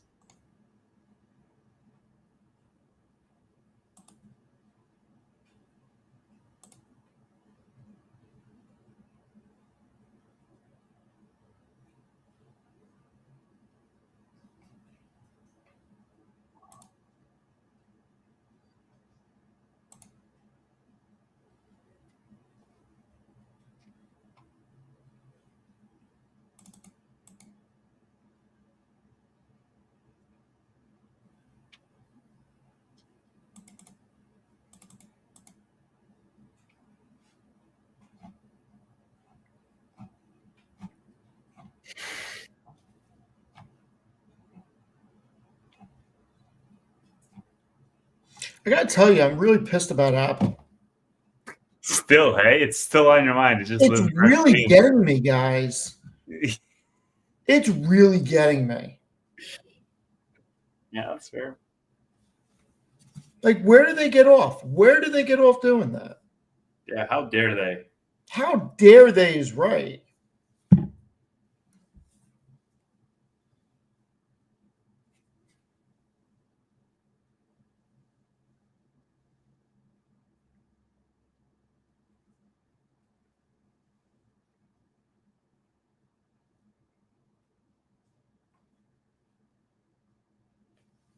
It's crazy that like the decision was also plus money here. What do you mean? Well, it was all plus money. It was like decision was plus money, KO was plus money, and submission was plus money. Like, you just didn't know what the hell was going to happen, you know?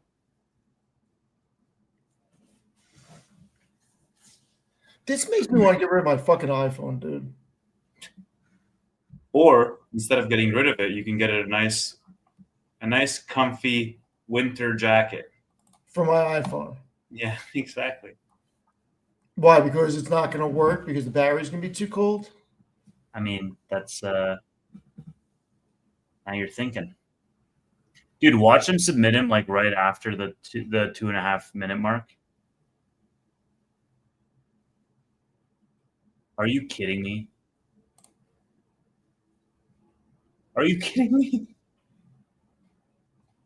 He just gets the back right after 2.5 minute mark. Jeez, man. Oh, actually, hold on. What am I saying? Oh, mine's 4.5 rounds, right? So I still have one more round, technically.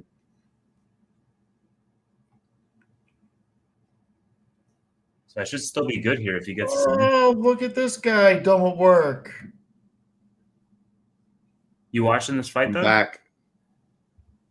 I'm back. No, I'm not watching the fight, but I could tell you guys were watching the fight because nobody's looking at the cameras. It'll be over soon. Did you guys see what freaking Apple did? No, Grimes said about Elon? Oh God, what was it? Oh Lord, what? Quote, so Elon invited Grimes to fly up to Fremont to visit his factory. His idea of a good date. Quote, we just walked the floor all night and I watched him try to fix things, she says. The next night, while driving her to a restaurant, he showed how fast the car accelerated, then took his hands off the wheel, covered his eyes, and let her experience autopilot. Quote, I was like, oh shit, this guy is fucking crazy. The car was signaling and changing lanes by itself. It felt like a scene out of a Marvel movie. That's exactly 100% what I expect hanging out with Elon would be like. Like, he's a giant engineering nerd. What did you think you were getting? What was it? It was like one of his early wives. I forget Tallulah Riley. She was saying, like, on an interview, she was like, early on in our dates, he said, "Do you want to come back to my hotel room and watch videos of rockets?" And she was like, "Okay." And then she's like, "We literally went back to the hotel room and he put on YouTube videos of rockets." It's like, dude, what? It's exactly like the thing you would expect to. I mean, to be honest, that's what I do half the time. Actually, that's what I was just doing. That's what my meeting was. Yeah, I'm the one of the team mentors for the University of Houston rocket team. That's cool. Very cool.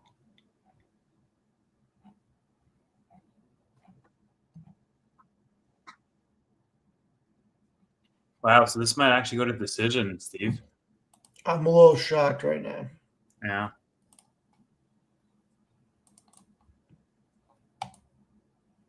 Man, I wish I had some ice cream in the house. I'm glad I don't, because I don't need to eat it, but I wish I had some.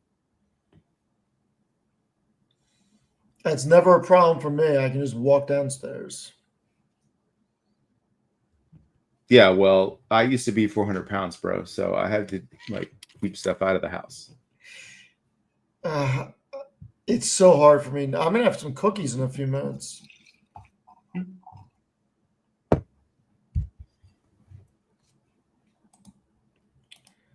We are doing this though.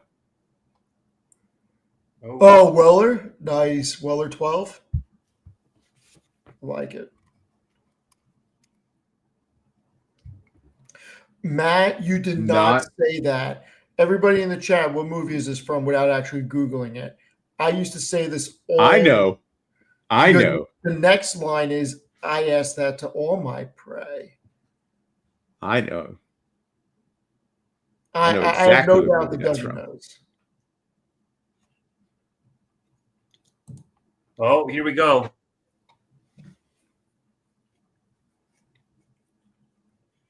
Okay, why are you guys looking at this on Polymarket? Why am I not seeing?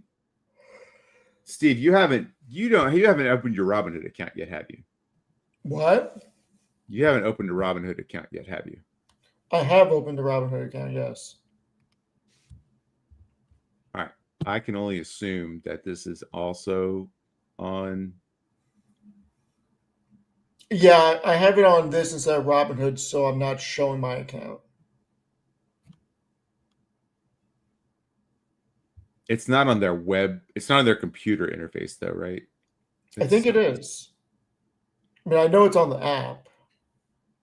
Ding, ding, Oh, ding. yeah, it's 100% on the app. Batman, everyone, yes. First Batman Yes, with Michael Batman. Keaton. Michael Keaton.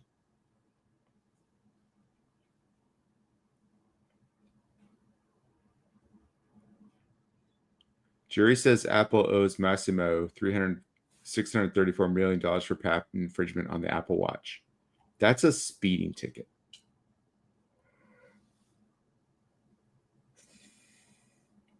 Apple pissed me off tonight. Actually, Tevis pissed me off tonight about Apple. Because he brought something to my attention I did not know. Don't kill the messenger, bro. I know. What was it? I felt like I left right when things were getting good. Dougie, did you know that they made a freaking jacket for freaking cell phones? Jacket? Like case or? More like sock. Sergio, you are correct. There are 2 3D printers and a workbench behind me.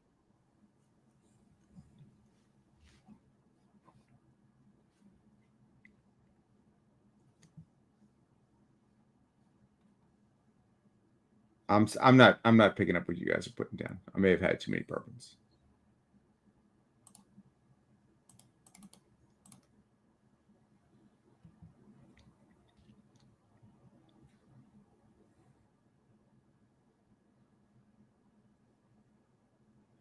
Oh, one of the fighters is named Islam, right? Yes. Okay. Yeah. That makes a lot more sense because I thought people were just like saying some incendiary stuff in the chat.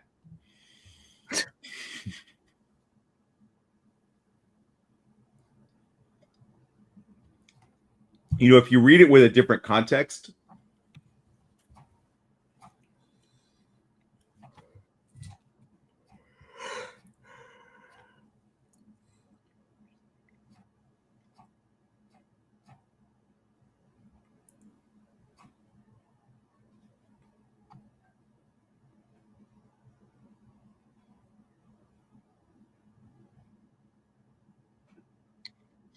okay, so Steve. Yeah, that's a single decision, Steve. Yep. What's up, Doug? Did you watch K-pop Demon Hunters yet? No. Movie of the year. Not doing it. Why? Right. Because it's popular? Because it's popular? No, I'm just not Or doing it. because it's just for kids? Unless my nephew wants to watch it while he's here, I am not going to watch it. Did you watch Into the Spider-Verse? No, I did not. Would you have watched Into the Spider-Verse? I don't know what Into the Spider-Verse is.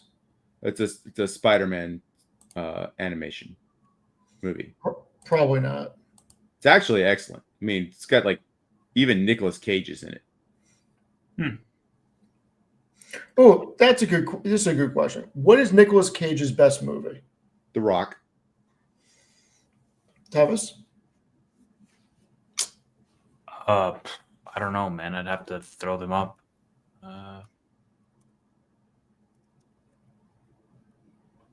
He is excellent in The Rock. I mean, you asked me what the best movie he's in is. I know you prefer Gone in 60 Seconds as that's maybe his best performance. I should have phrased it his best movie. How about that? But the best movie he's in is The Rock. I can get behind that. You know what? I have an answer. I can get Lord behind of War. Lord of War is a good movie. Fantastic movie. I mean, don't discount the unbearable weight of incredible talent or immense talent, whatever it is. Yeah, I mean Ed Harris is in it, Sean Connery's in it. There's a lot of people in the Rock. Dougie, I'm interested. Who do you feel is the best James Bond? You know, I was never a big Bond lover. Okay. I was not like raised in that tradition, I suppose. And when something is like that old of a franchise, it's a little bit what you inherit culturally. I remember the first Bond movie that I actually saw was Goldeneye, and I saw it in the theater with my dad. And my dad was just blown away, you know, like the opening Bond sequence, right? And he said that was his favorite.